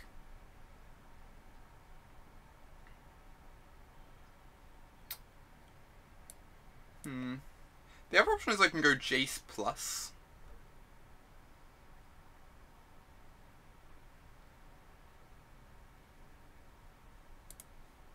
Can we bant Time Walk with Scape Shift and Mending of Dominaria? Jesus Christ, Marcus, that's intense. I kind of want to, like, Jace plus, I guess a Noble Hierarch kills it. They're only 1 point off, right? Yeah, that's just bad. Let's just put this Mantis Rider under lock and key. If they didn't have the Noble Hierarch, I think Jace plus might be legit. But I think the Noble Hierarch seals the deal that we just have to do that. Yeah, Illumination's been decent. I think I prefer it to Opt, probably. I definitely think you want, like, a small number of Illuminations anyway. It's, like, kinda nice being able to cast it for 4 mana and, like, the control mirrors and stuff. You even, like, snap it back occasionally. Holy shit. That's a magic card. Alright. Yes, they aren't playing Ancient Ziggurats. Maybe the breeding pool should have given it away.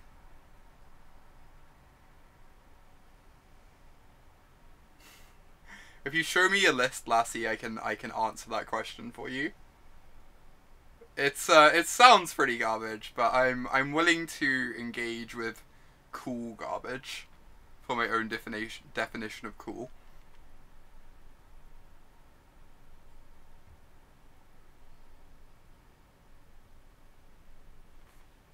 Like, we played the Infinite Goblins deck in Standard, right, the other week.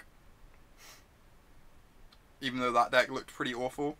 Just because I thought it also looked very, very fun. Let's go ahead and cycle one of these. Get my F6 value in. Rip a Path to Exile, because I am a very lucky individual.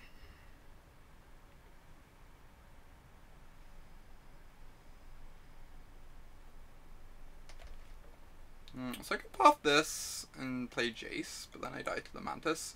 I probably just want to pass this and Illuminate, right? Sounds like a pretty nice use of a turn.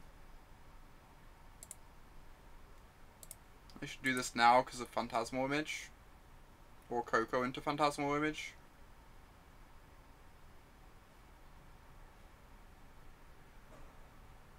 Oh no, then they get an Exalted trigger on the freebooter. I just wait then. Also better without Deathrite Shaman. Yeah, all that sort of grindy graveyard stuff sounds a bit better with no shamans running around. Collected Companies have to make this matchup quite a bit scarier. Normally I think blue-white's actually a bit favoured against humans, but Coco is a hell of a magic card. Now I just have to... I can path this, they get another freebooter. That's grim.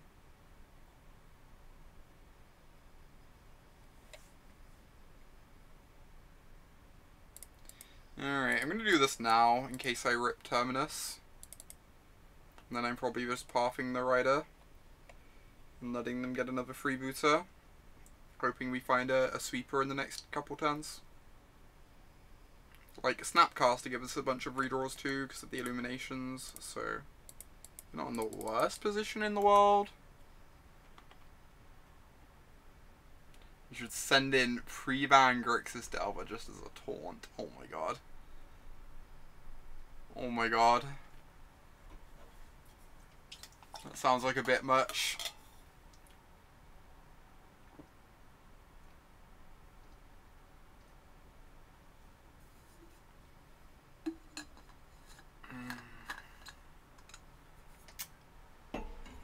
Joke's on you, opponent. I don't have spells.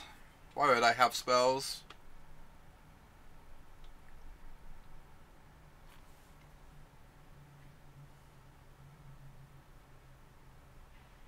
I love how just like ridiculously over this game is if I rip a Terminus next turn. I get like a Jace as well. Grixis Delver and Vintage. I would request that we add some power to that deck. And don't run back literal Grixis Delver. But... if I could play with Ancestral and Time Walk and a couple Moxen, maybe. They just got a Hierarch. That's cheesy.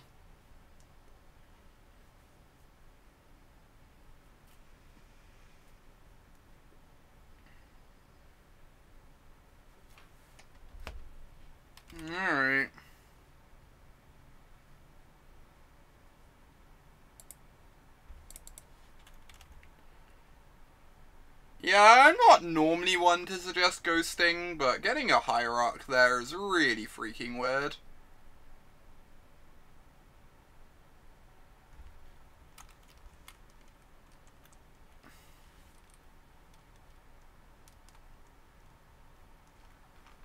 We lose 3 Brainstorm, 3 Ponder. Oh my god, you're right. Just like lose all the cantrips that make the deck fun in the first place. They want to attack past my Colonnade. That's fair, Freed. That's fair. They figure the Colonnade's just going to brick wall them the next turn. That makes sense.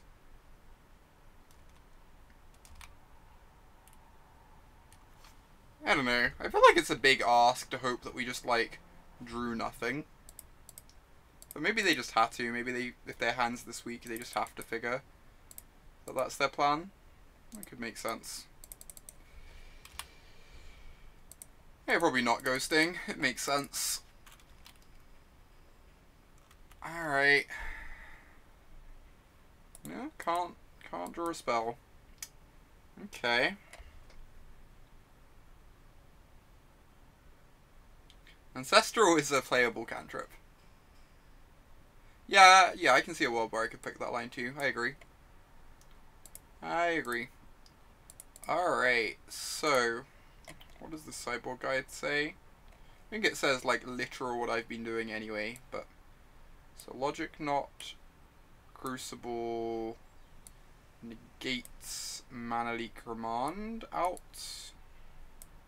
and then they bring in Purge, Lyra, Settle, Timely, and Swan's Stony. I don't actually like Stony that much, especially we didn't even see Vials. I also kind of hate Ancestral Vision, honestly, against Meddling Mage. So I might just leave in a couple counter spells, even if they're not the best. Like, countering Coco is kind of nice.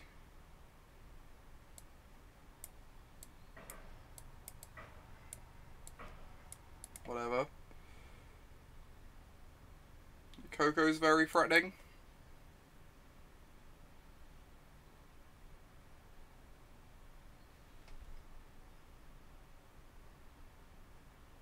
Yeah, I agree, Freed. I think Dispel is not unwarranted.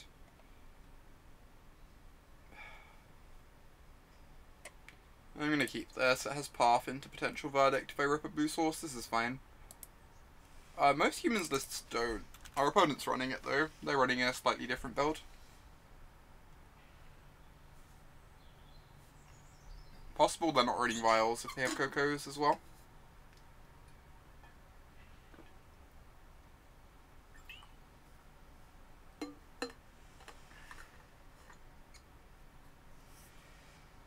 Cabin of... Alright, never mind.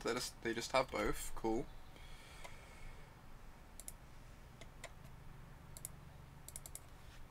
Oh, we still have path into verdict this game, so I'm not feeling sad about the situation.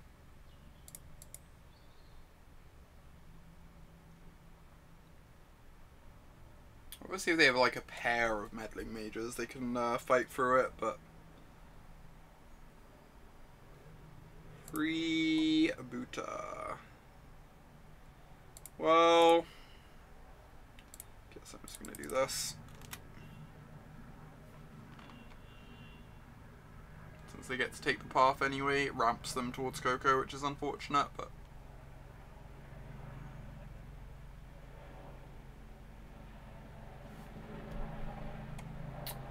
It is... I think it is Branch, yeah. Pretty sure it is.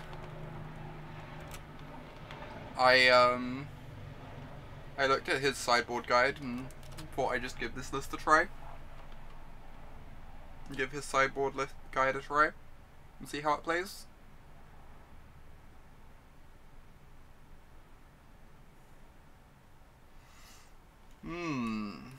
Interesting.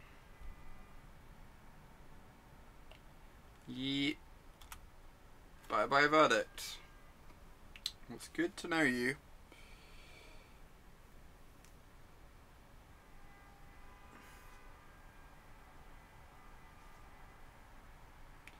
Coco. Yep, yep. The Cocos are so good. The fact that humans stopped playing Coco is honestly kind of absurd to me. Collected Company is a really messed up Magic card.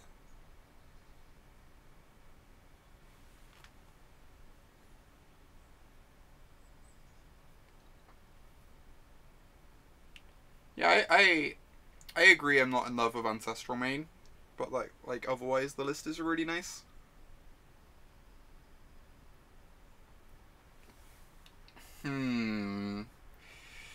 This is awkward.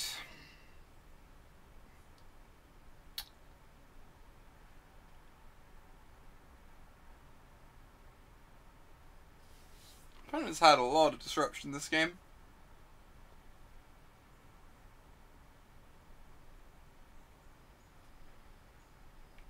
Humans is pretty strong sometimes, for sure. I guess they named Jace just to like stop us setting up a Terminus. I mean, good draw.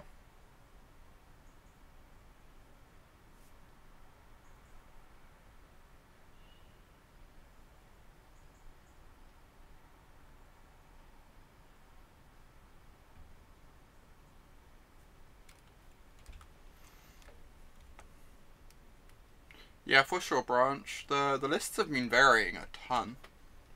When you look at like what different people have been doing. Like at the PT, people are playing 4 Ancestral Vision main and stuff like that, you know? The lists have just varied so much. It's kind of amazing, honestly. How little, like, true consensus there is on things. Feels like most modern decks become really homogenized really quickly. Whereas blue-white is still kind of all over the place.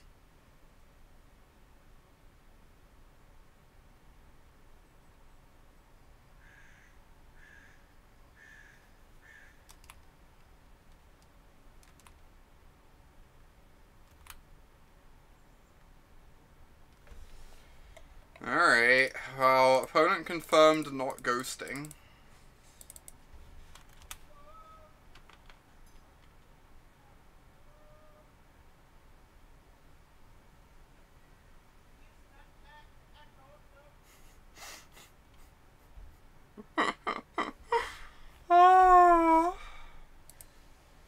Opponent confirmed not ghosting. Yeah, confirmed no ghosting. 100%. Ugh.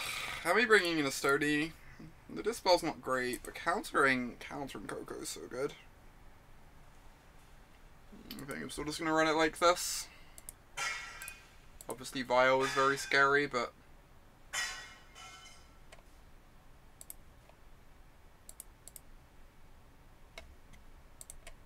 alright, this hand's not bad. We've got a Wall of Omens for early defense. We can answer a Mantis too. Opponent's mulling to 5. Also good. Yeah, they ran face first into Settle. It was pretty glorious. It was a good moment.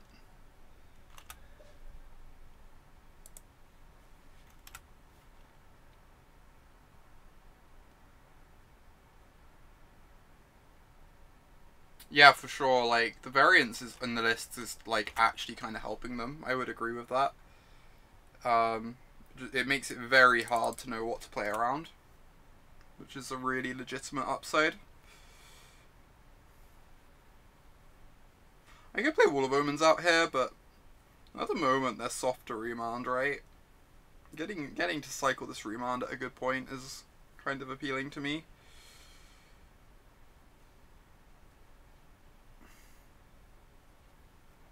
Or if they just slam a Mantis, we get to purge it.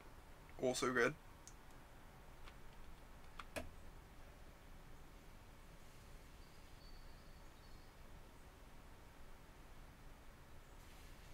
Alright, I think I'm pretty happy just lining up this purge with this Mantis nicely, whilst we have the chance.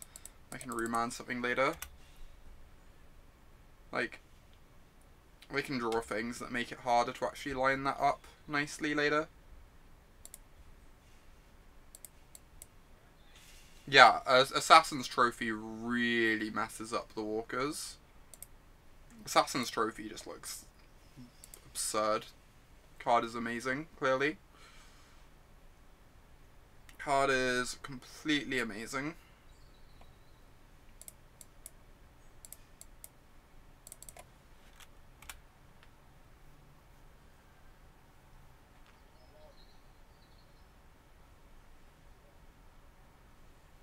Alright, well done. 2-1. And the only loss we had was to us timing out in a match we were probably winning. It's going pretty well. This list is really nice. Jeez. I'm still like unsure about the Crucible main deck, but the Crucible main deck was amazing in our first match, like took over the game. Return of Spell Snare, yeah, against Assassin's Trophy, that's legit. The more you're convinced it's a really dumb card to print. I think it's a fine card to print. Like, they have to print really powerful cards eventually, right? Like, there was a time at which, you know, Path to Exile was in Standard. These cards have to get into the format somehow. We can't just, like, sit around on the same card pool forever. There are definitely plenty of cards in Modern more messed up than Assassin's Trophy. There's always at least one time out. There is a blue-white. This deck is not streaming friendly for me. There was a time when Teferi was in Standard. Jeez, that must have been miserable.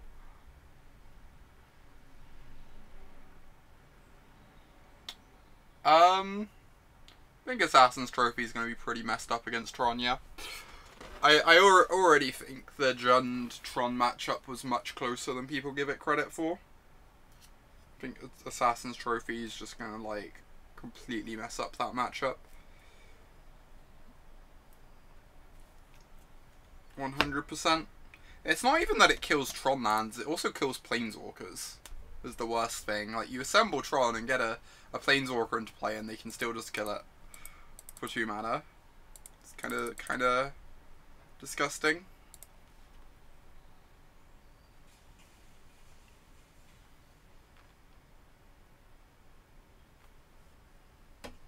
Just played Tron. Found the solution.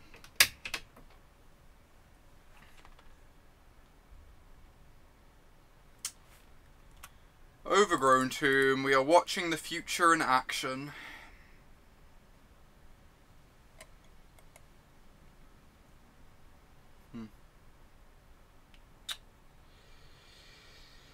I guess I want to Visions here. Sure. Means we're going to take damage off the Hallowed Fountains, but we'll cope. We will cope.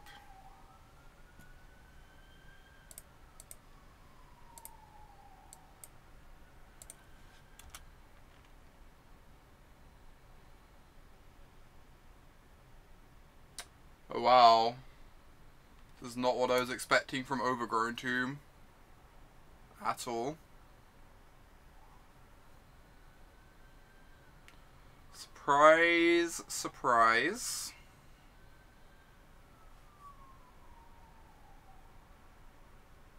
That's pretty good going, Bobsy. Tron is so good. I'm leaning towards Tron for Stockholm, I'm not gonna lie. I'm really enjoying this blue-white list, but I'm definitely leaning towards Tron. Not having to play blue-white mirrors is a legitimate upside to playing Tron, I think. Like, that is a very serious upside.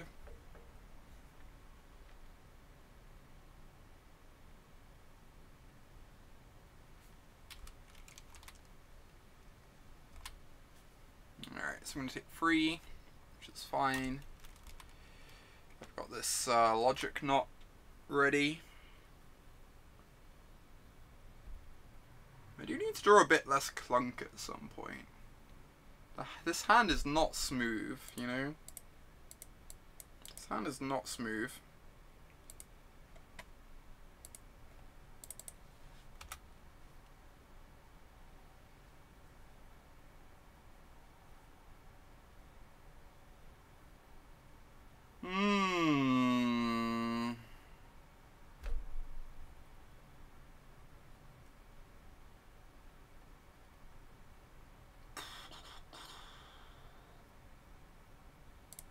activate our Snap Visions. It costs me 2 life. It almost doesn't feel worth it, but like it's not even clear I want to block either of these creatures.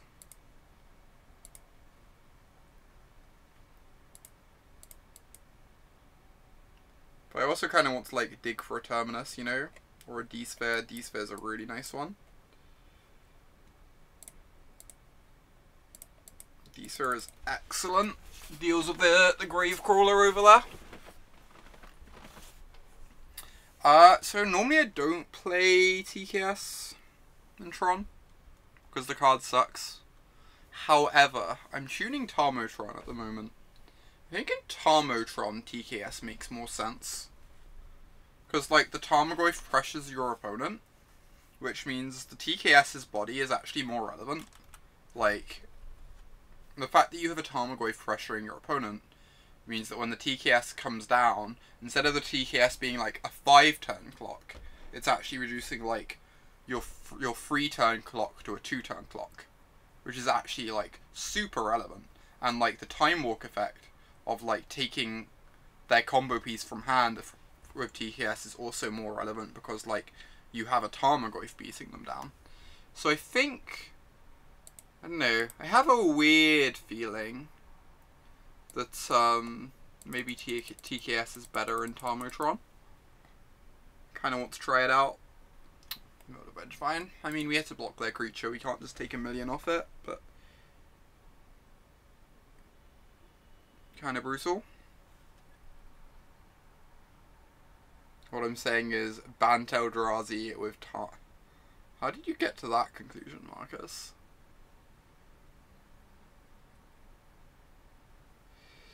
I might just have to tap draw. I worry that they're going to bring back Vengevine next turn. Can you suggest Tron Vect?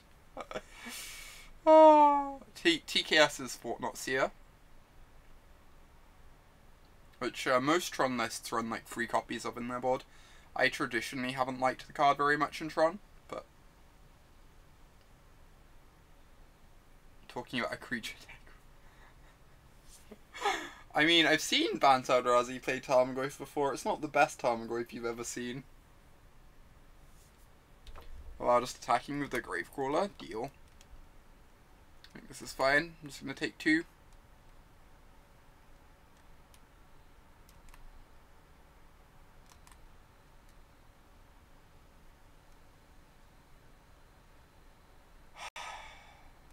So if I bounce the Gravecrawler, they have another creature in hand to return their Vengevine with. That sucks.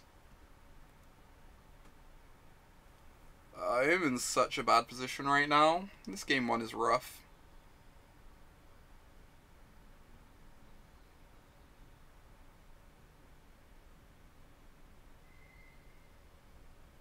I don't actually know what I do here, even. Bounce a land, probably. It's also tempting just not to cast a Cryptic.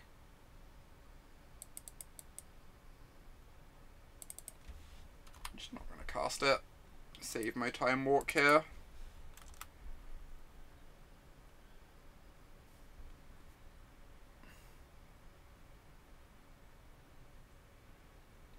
Can we put our promise?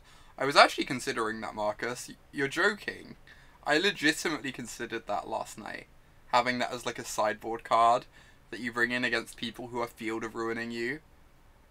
So they like Field of Ruin you a bunch, and then you just like on 5 mana cast Hour of Promise to get you up to 7, even if they like keep Field of Ruining you. Yeah, I'm not joking either. It's like legitimately not terrible. I'll give it that much. It sounds promising.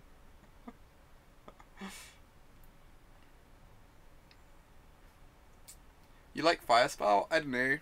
I've always liked Aula's Dust more for extra sweepers.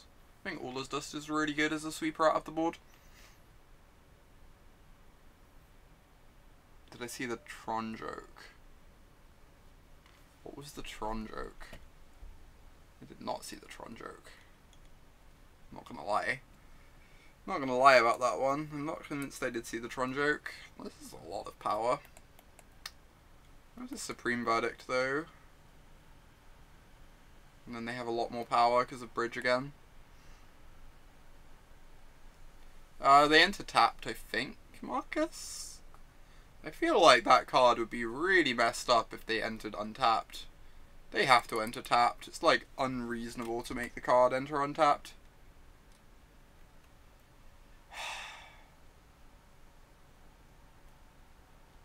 This is really frustrating. They just get to hit me for 2 with the Gravecrawler. Keep bleeding me out here. Leave me dead to like lightning bolts. They probably don't have lightning bolts in their deck though. I feel like most of those lists haven't played lightning bolt. I'm just going to take 2 and move on with my life. Hold my Time Walks in hand.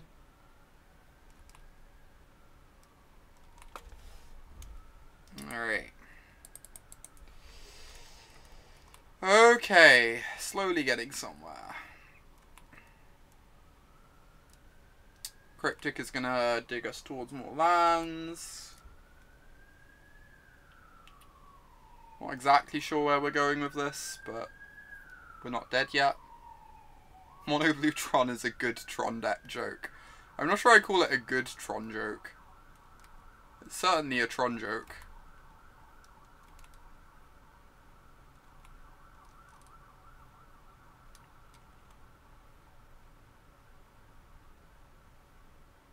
Instant speed Ulamogs. Oh my god. Oh my god.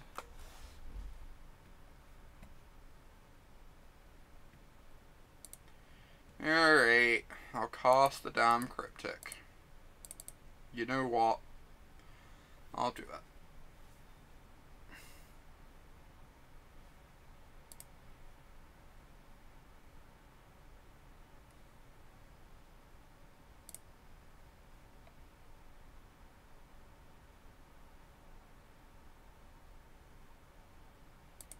Tap your team, draw a card. Still not entirely sure where we're going with this. If we draw Teferi, maybe we have a chance. Teferi into Cryptic.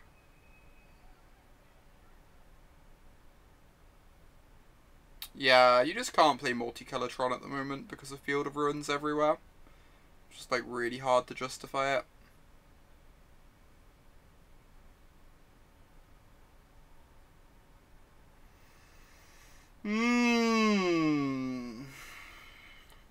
Now Viscera Seer means we can't ever D-Sphere or anything.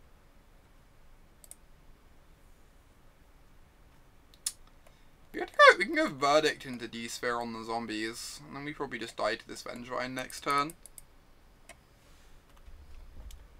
Oh, I guess I was meant to Crucible back the Field of Ruin. Huh? If I'm going to be Crypticing this turn. I'm stupid. Missed out on some Crucible value there. It's not the end of the world though.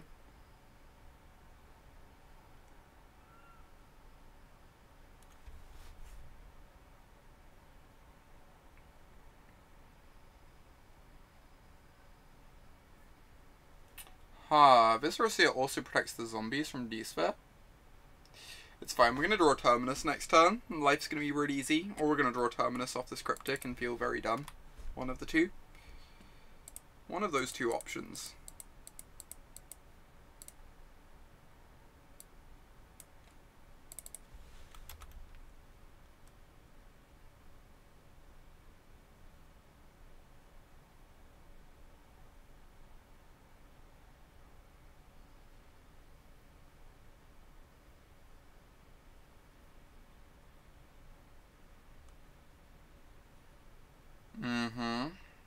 So now if we Verdict, they get 4 zombies. Alright, one time Terminus, please.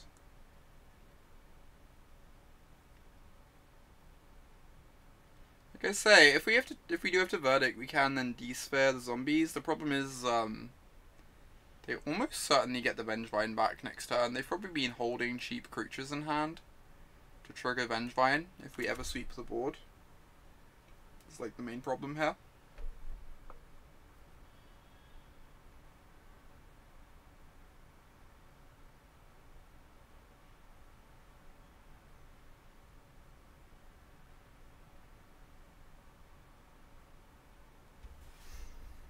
Alright. Well then. The other option is if we think they're 100% to kill us if they untap with Avengevine in the yard, we could try and like Jace 0. Try and find Illumination plus Terminus. But I don't think they're 100% to do it. To get there. The chances of this working are like really minuscule. We need like 1 copy of 2 different 2-ofs in the top 3 cards of our 39 library. So we're like, what? We're like 7% times 7%. So like 0.1%. Something like that. Just like not terribly in our favor.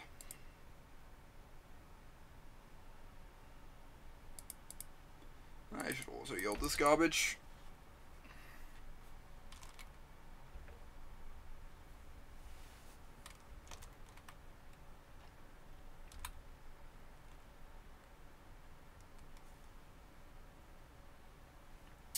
This Vendilion deck has some like surprising long games sometimes. Games like this. It's kind of scary. Can I imagine if Viscera Seer had Surveil 1? Holy shit. That would be broken beyond all belief. That would be so messed up.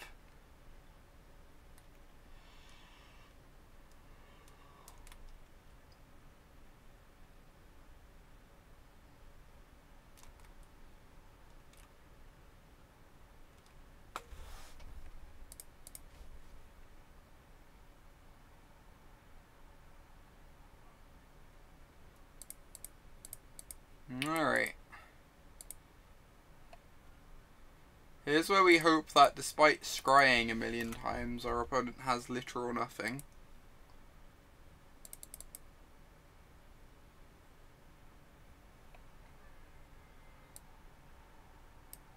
Yeah, I suspect that's the case, Freed. I get that distinct suspicion. Not gonna lie. Case in point.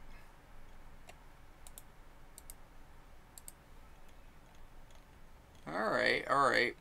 On to the next game. I get to take some bad cards out of our deck. At least. I get to bring in Surgical, which is really nice.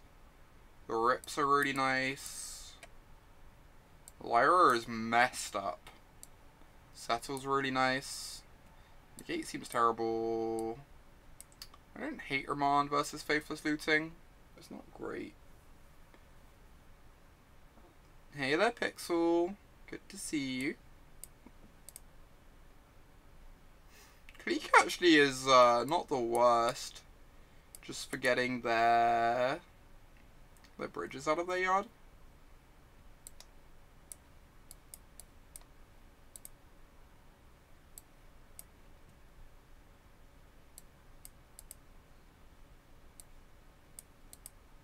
This is at 61 currently.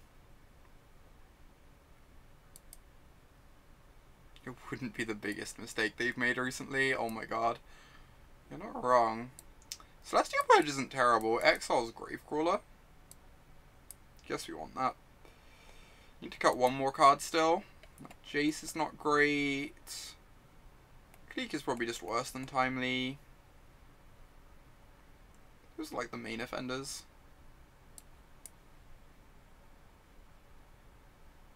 Oh, I need to cut another card too. Alright, there we go. 1 Stony for Walking Ballista. Oh my god. That's a lot. That is as a whole heckin' lot.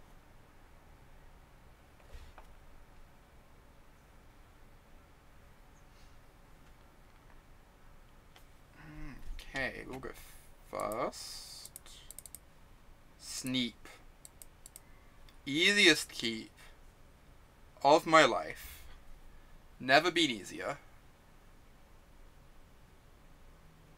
Saw 2 lands and a rest in peace, and I was like, you know what? You convinced me.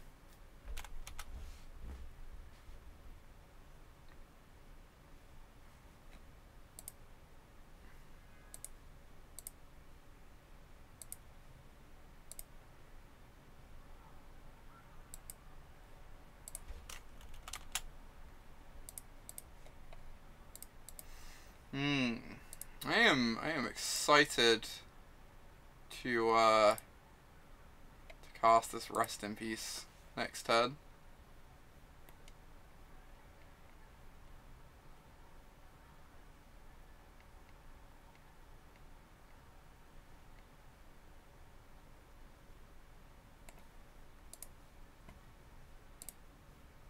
Two lands, rip, sneep. Yeah, easiest keep of my life, just like not close. Like, the rest of the hand's good too, is the thing. We got like these cantrips, we got a path to exile, we've just drawn a sweeper. Like, this is a very respectable position to find ourselves in.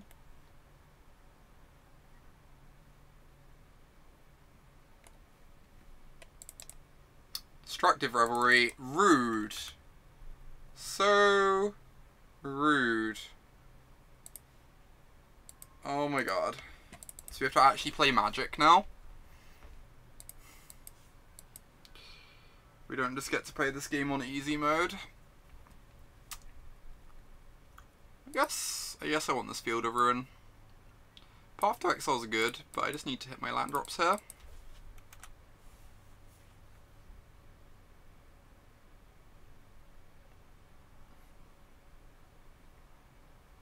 Surgical's like really nice against them, especially if we draw a Snapcaster. Can deal with Vengevines and deal with Bridges, which are like the 2 problem cards for us. Everything else we can kind of deal with. They have 1 of each, which is not bad for them.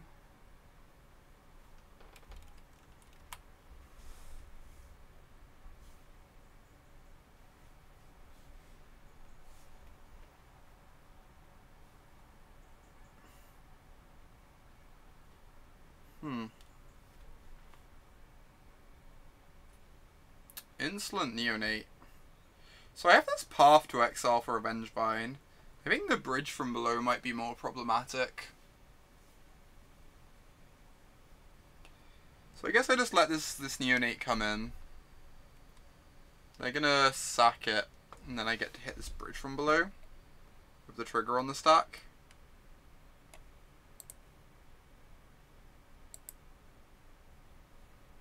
I think we can deal with the Vengevine okay. I think bridge from below is actually scarier for us here.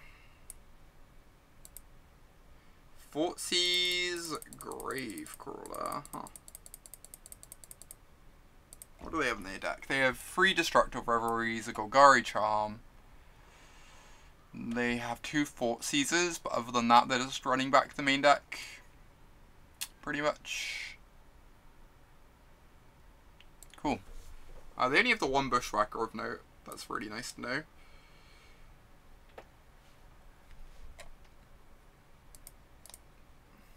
Next turn we get to path this Vengevine. Take away a lot of their pressure here. I guess they're going to have 2 Gravecrawlers. Pretty soon we'll have Settle the Wreckage for that though. So I think we'll cope.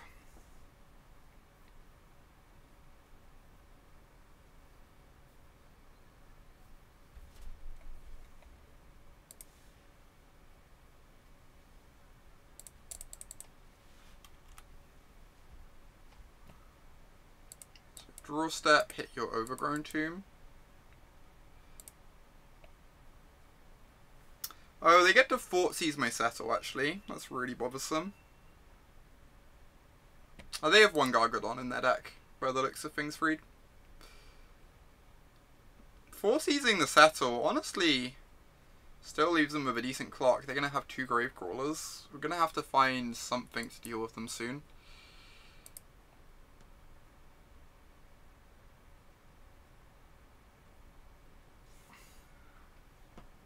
Like, our hand is a bit awkward right now. Angry Salad, yeah. It is quite angry. It is quite calm now though. Its anger has been quelled.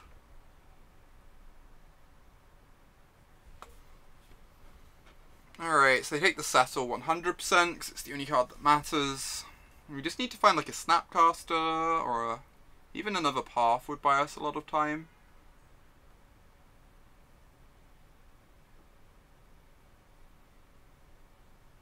Or a Terminus off the top. Also good.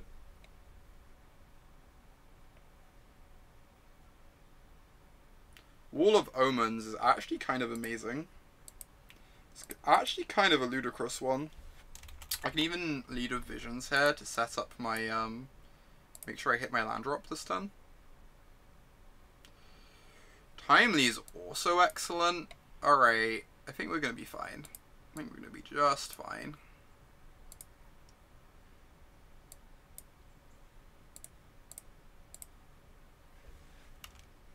Oh, I didn't play my land drop. It's fine, we're not drawing a land next turn anyway, but that was really bad. I have 6th. I'm stupid. Professional Magic player. Professional Magic player. We have 2 Terminus, 2 Supreme Verdict, and 1 Settle in our 75.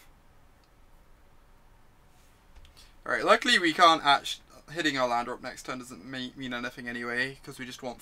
We're probably just timelying next turn regardless. So we're actually fine here. How do I like Hieroglyphic? Hieroglyphic's pretty nice. I've been pleased with it. I've been very, very happy with Hieroglyphic Illumination. It just smooths the deck out a bunch. It was a bluff, yeah, they'll just think we don't have the 4th mana. They'll think we're incredibly unlucky after scrying 2 to the top.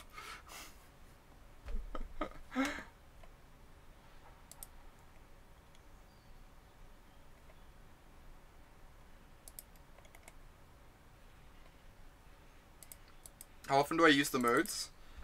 You probably cycle Illumination like 70% of the time, something like that. But you also Snapcast it like once every couple matches too, which adds up as well. Bloodghast. Alright. Oh my god. We're dead. 2nd Bloodghast. That's really brutal. This matchup feels horrendous.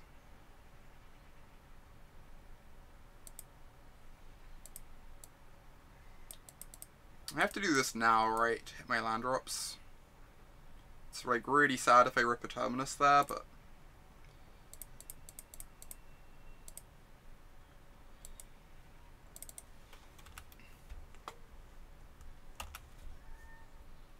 A roller coaster stream is my normal approach. I mean...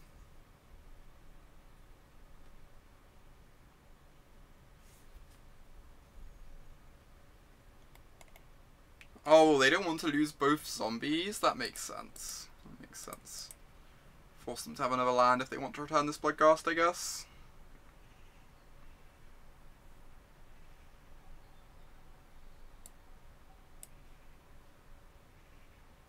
I guess that Timely actually buys us like a couple more turns if they're not able to attack with both Gravecrawlers, right? Now we get to stick to Teferi, which is huge. Have a counter spell up. Having a counter spell up's not too relevant, but it's something. Obviously we should have one more land in play right now if I didn't mess up earlier, but I don't think it's gonna matter too much. Incoming Remand, draw Terminus, and we lose the game because I didn't have the extra land in play. That would be quite something.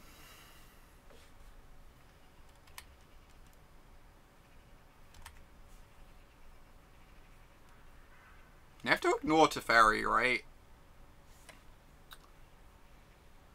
You have to ignore Teferi with us being on such a low life total.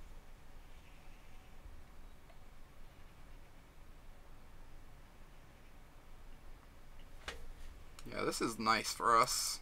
So I'm just going to run back the same blocks as last time. Just like force them to find a land if they want to return this Bloodghast. And just take the 2 damage in exchange. Like this way we slowly weather through lands and like leave them with less lands that they can loot away later in the game. Which is nice.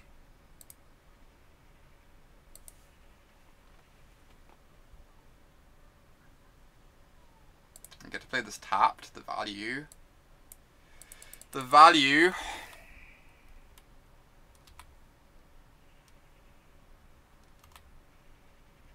Now we have Colonnade up to block. If they don't draw, like, I guess they can't cast Vengevine. There's a Vengevine in their yard they can return, potentially. That would be scary.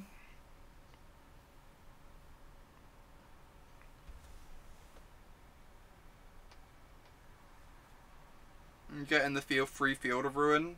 If I field them and they have another basic in their deck, they get the Bloodghast back. I guess it's, like, reasonably unlikely they have another basic in their deck. I'm not convinced it's worth it.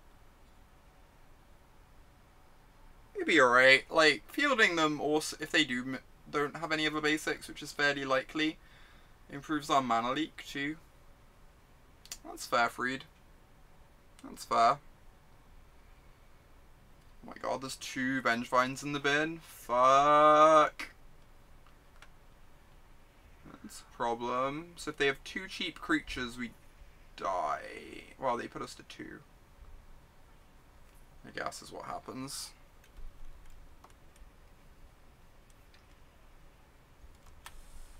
Yeah, I think you're right, Lassie. They probably just have the 2 basics. They just have 1 of each. Makes the most sense. Please no Vengevines, please no Vengevines, please no Vengevines.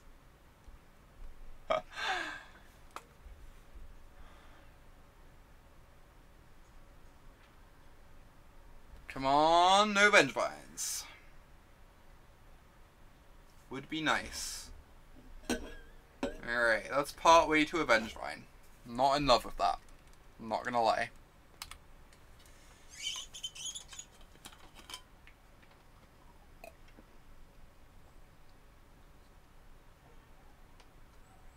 Curious.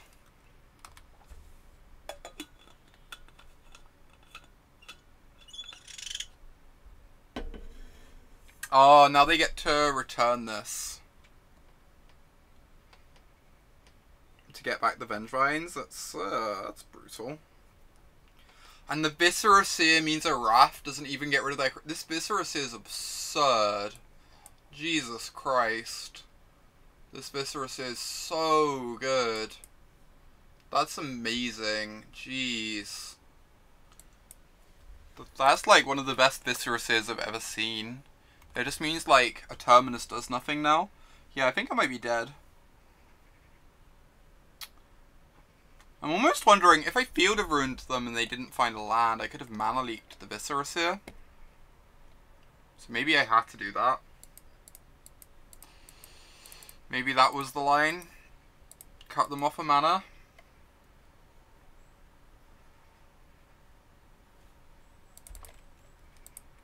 This is really impressive.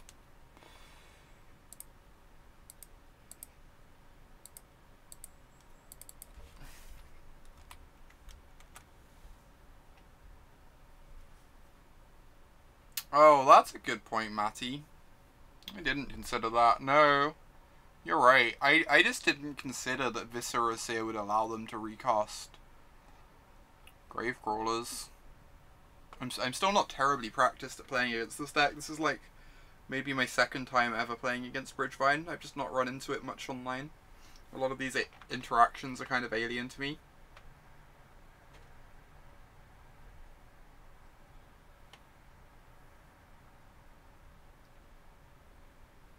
I guess if I draw a Terminus, I can tuck the Seer, right? Oh, they still get to sack everything. Never mind, I'm being stupid. So I have to plus Teferi and hope to draw like a Cryptic.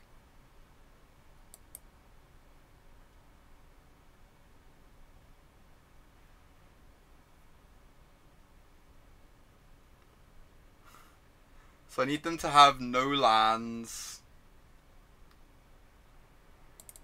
in order to not die, I guess. I guess that's our game plan. Yeah, we're gonna cast the Verdict, for sure. If they don't have a land on top, we get to field them to shuffle away their scry. We field a rune afterwards, Legend. We want to undo their scries. And hope that they don't have another basic. Obviously, if they have another basic, they return the Bloodghasts and we die. But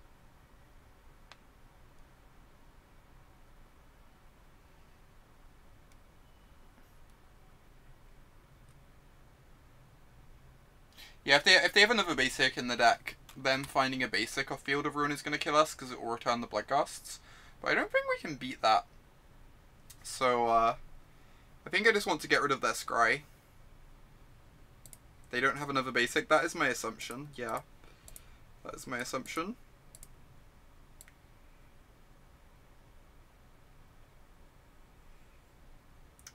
Doesn't mean I don't get to counter the Faithless Looting. Oh wait, I do get to counter the Faithless Looting. Never mind. As long as it's before draw step, it doesn't matter when we do it, I don't think. I think it's all the same, as long as it's before draw step. We also still have outs for, like, Remand into... No, Remand into Terminus doesn't do anything.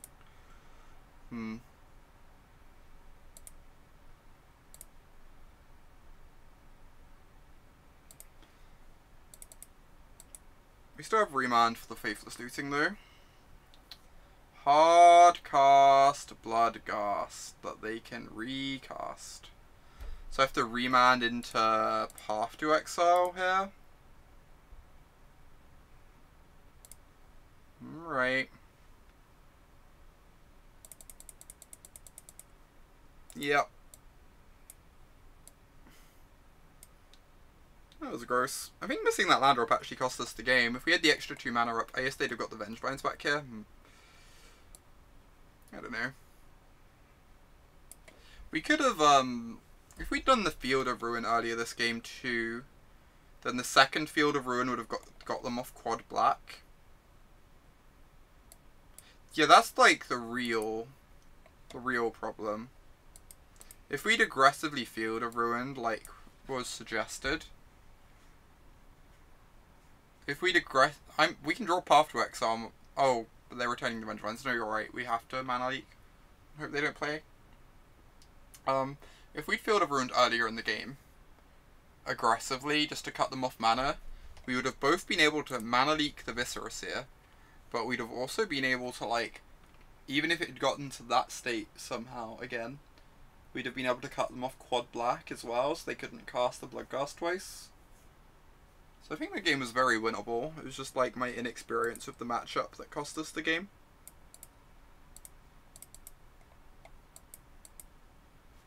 Yeah, the matchup seems not easy. Ooh, no turn 1 play. No turn 1 creature. That's fairly unusual.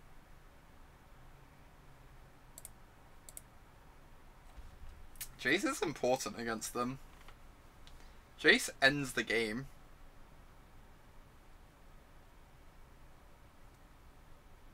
I might honestly want to keep this Jace. Obviously I need land drops, but I have a bunch of cards to dig for land drops too.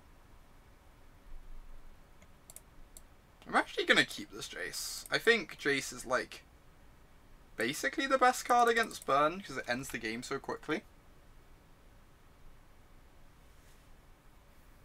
Yeah, Gargadon seems like it would be a nightmare for sure. Just you can't interact with it right. Seems very problematic. Jace is not where you want to be against burn. It ends the game so quickly, in my experience. I guess I'm going to have to shuffle it away off the fetch, though. So I'm probably not going to get to keep it anyway. But I've been really impressed with Jace in this matchup, just because, like... you come down, start fate sealing them, they either have to spend like 5 damage to take him off board, or they're spending the rest of the game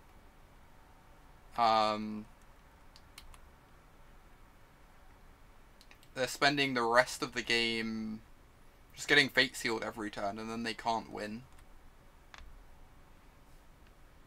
You're dead before Jace does any work. I don't know. I don't necessarily agree with that. I've had very good experiences with the card in the matchup. Like, obviously you need a couple pieces of interaction to get to the point where Jace can, like, take over. But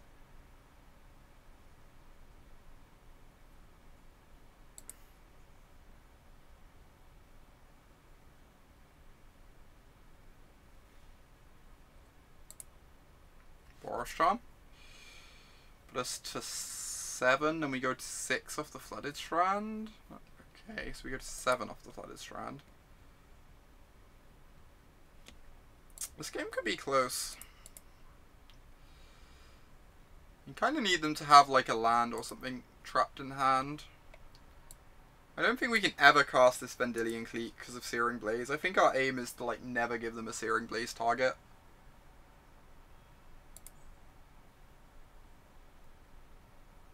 That is a big part of what we need to do here.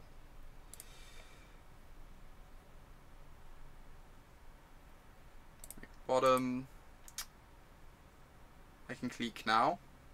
I just don't think I want to ever give them a Searing Blaze target. I'd rather just have them have dead cards in their deck, I think. How do I feel about this Teferi? I probably don't need it. I've got Jace coming down.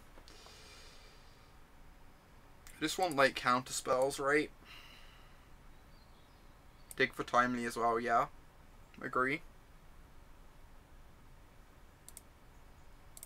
I mean, if they draw a Blaze or a land and we stick this Jace, we're actually in a decent spot, I think.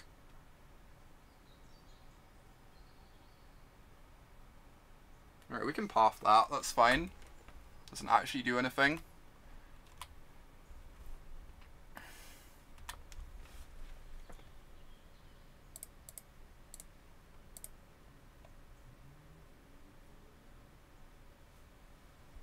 That's reasonable, Crasto. I think Jeskai is actually not terribly positioned at the moment.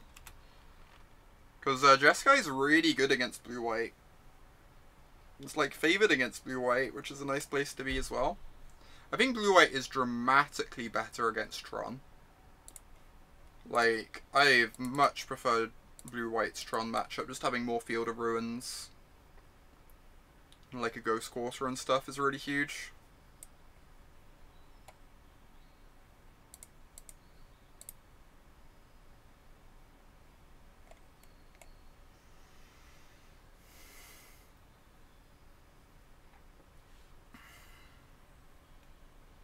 What are the downsides of playing Jeskai over blue-white? Tron is one of them. I think blue-white's a touch better against KCI. Blood Moon matchups, yeah. I'm not sure how I feel about this.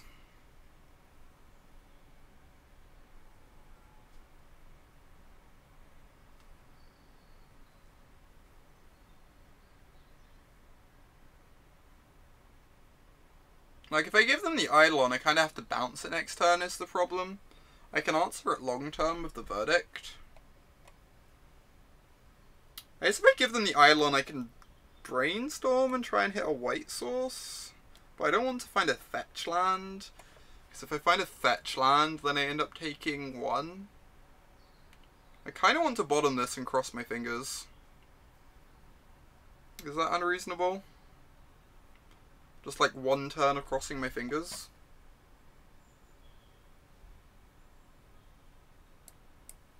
Alright. 1 turn of crossing my fingers, then like next turn, things start to look decent, I think. They can kill us here, but... Alright, they need a bolt. If they have a bolt, we die. Otherwise, we're probably fine. Alright. That's a good one.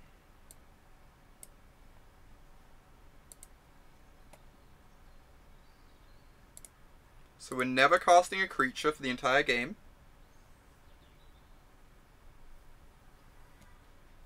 We just need to, like, pray they don't draw a burn spell for a couple turns.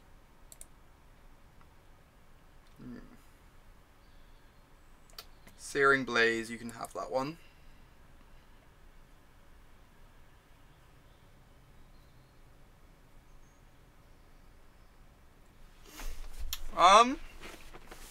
I guess it's, like, strictly correct to play out this Crucible, right?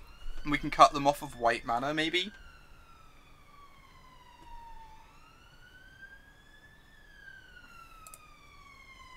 Like, we know the cards in their hand, like, do actual nothing. So I guess I might as well play this out.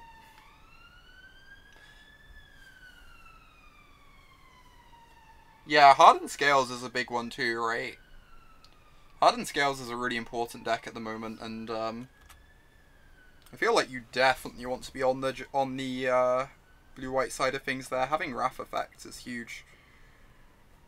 So now I can cut them off white mana. We're going to start doing it now, Phil.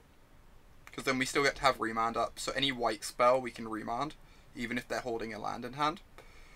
Which is really nice for us.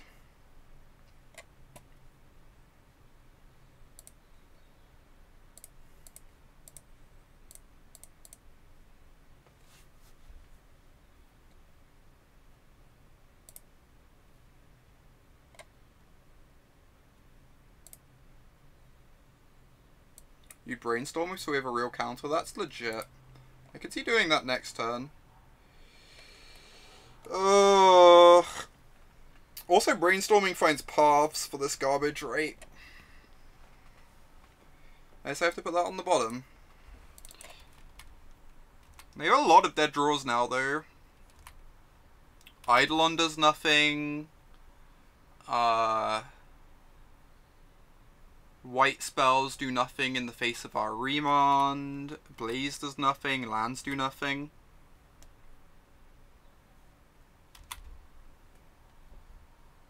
They're going to upkeep a spell? No.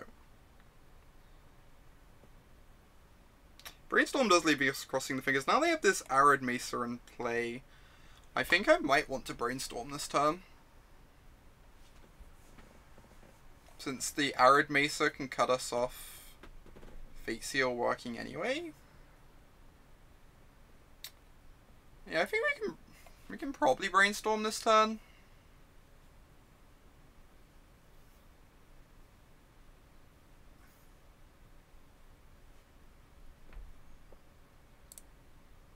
It's kind of risky.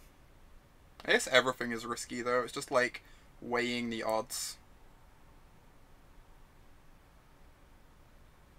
Fuck. That was really bad. Jesus Christ, that was so bad. Alright.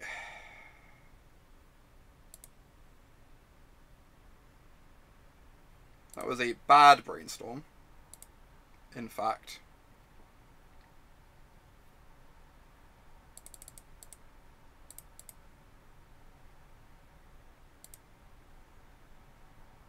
You think you just pass with mana up? I could shuffle before Teferi. I kind of want to hold Remand up. Also, the only way we shuffle is by targeting the Arid Mesa, and then they sack the Arid Mesa and counter our shuffle. We don't actually get to shuffle here. I guess we can use Flooded Strand. Maybe we're meant to use Flooded Strand? That's reasonable. Building up to 2 Field of Ruins, though, means we can kill a Sacred Foundry next turn. I'm unsure.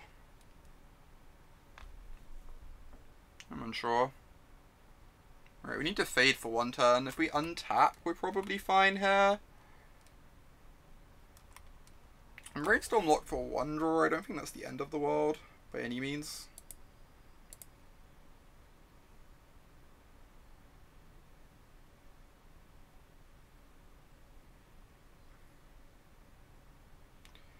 Come on, Jace. I'm gonna 0 again. I think I have to because of the fetch land on their side.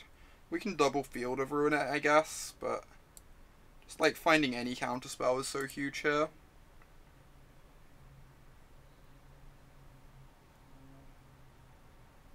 Path is also quite nice.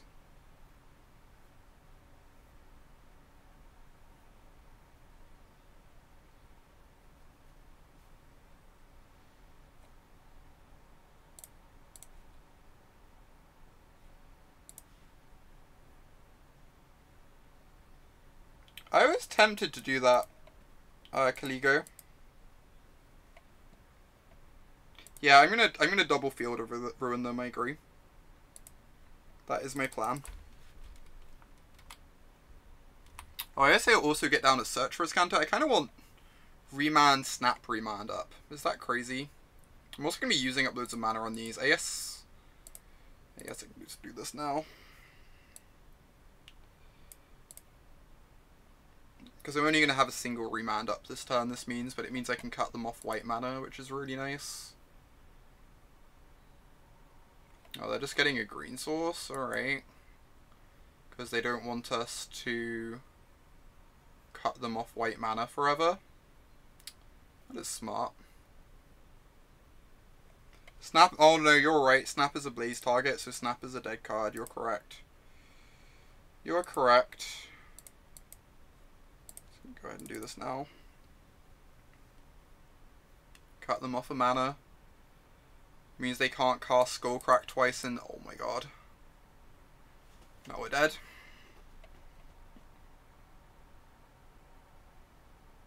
They may not have had a fetch. Well, I am pretty sure they have more than one Sacred Foundry in their deck.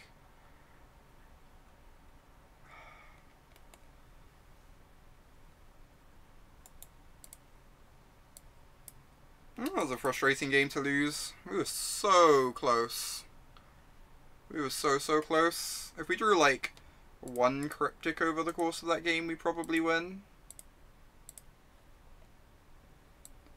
Remand and Hope, they had 2 more mana. They just cast the Skullcrack again. Okay, okay. Right, how does this person board against Burn? They take out... They take out 0 Wraths? That's crazy to me. I really dislike the Wraths. Huh. That's interesting. So Negate, Dispel, and they don't bring in the Mana Leak. However, I really like Mana Leak too, because you just feel to ruin down their mana, and this is live in the late game.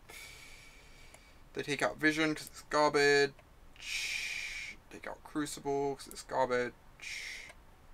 I like D-Sphere as well. Huh. Yeah, I'm boarding very differently from this sideboard guide. I just, like, hate the Wraths, like, a lot. Same. I really dislike them. I think you just, like, want to 1-for-1 with their creatures a lot of the time. Even one verdict. Yeah, that's what I'm considering. That's, like, the final change I'm considering as one verdict.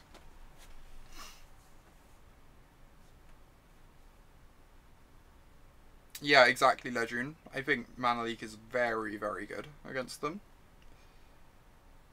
It's like one of our best cards, honestly.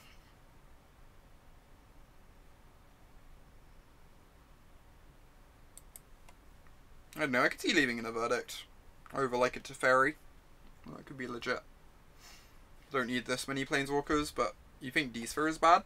Why is D-Sphere bad? I kind of just want answers to their creatures.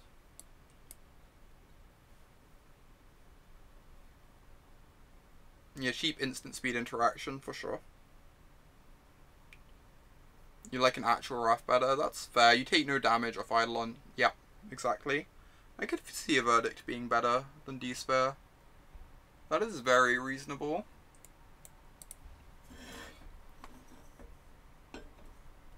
I guess we're keeping this very bad hand. Oh.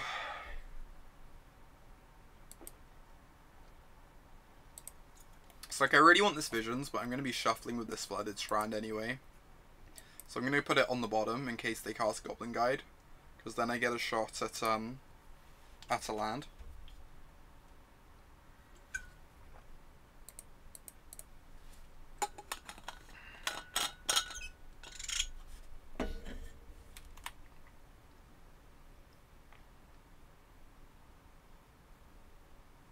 Lava Monster. Alright, I'm just going to go ahead and path that.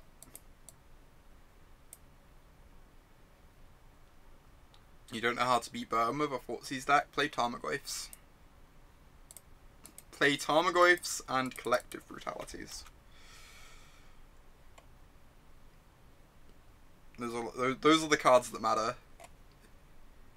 In that order.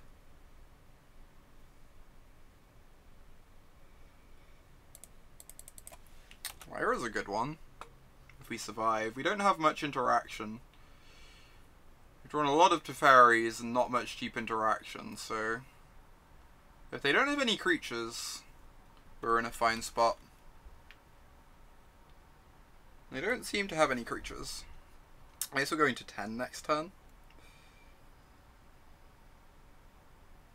Because of this Riftbolt.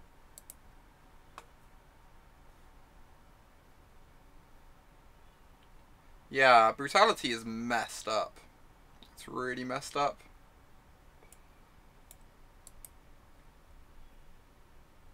It's like certainly not the be all and end all. You need something in addition, but it buys a lot of time.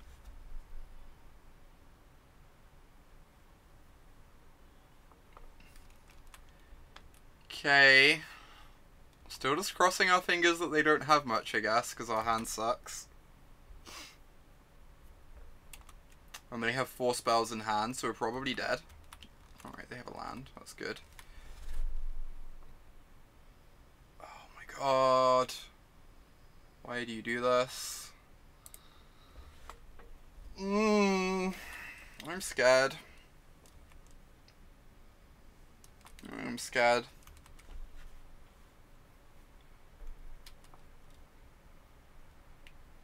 Yeah, it's kind of absurd, Secresta. That card is gonna make quite the impact.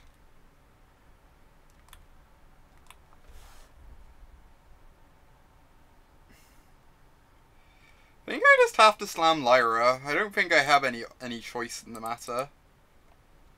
If they triple bolt me, then like fine. That's what burn does, you know. Casting Lyra means that creatures off the top of their deck don't do anything at least. So if they don't have the burn spells yet, they might not get there in time.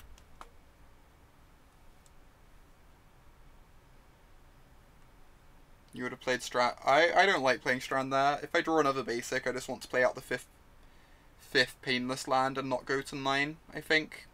Freed, I think that's way more important than representing Cryptic. I don't think representing Cryptic achieves much at all when we're tapping out next turn anyway.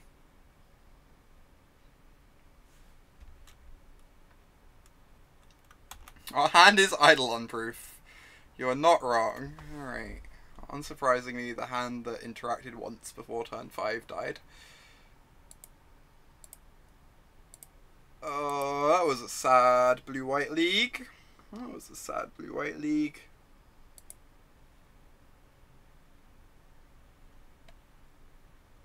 Lyra into Jace into Dispel from Brainstorm into Win. That would have been a bit better. Blarg. Rip blue-white. This is really good though. I actually really liked this mana leak in the board, weirdly. Weirdly, I actually really liked having a second mana leak in the board. It was really impressive, I think. Just to bring in against decks like Burn. Very versatile. Vote for Lyra having haste and vigilance. It'd be a bit better than that then. Jeez.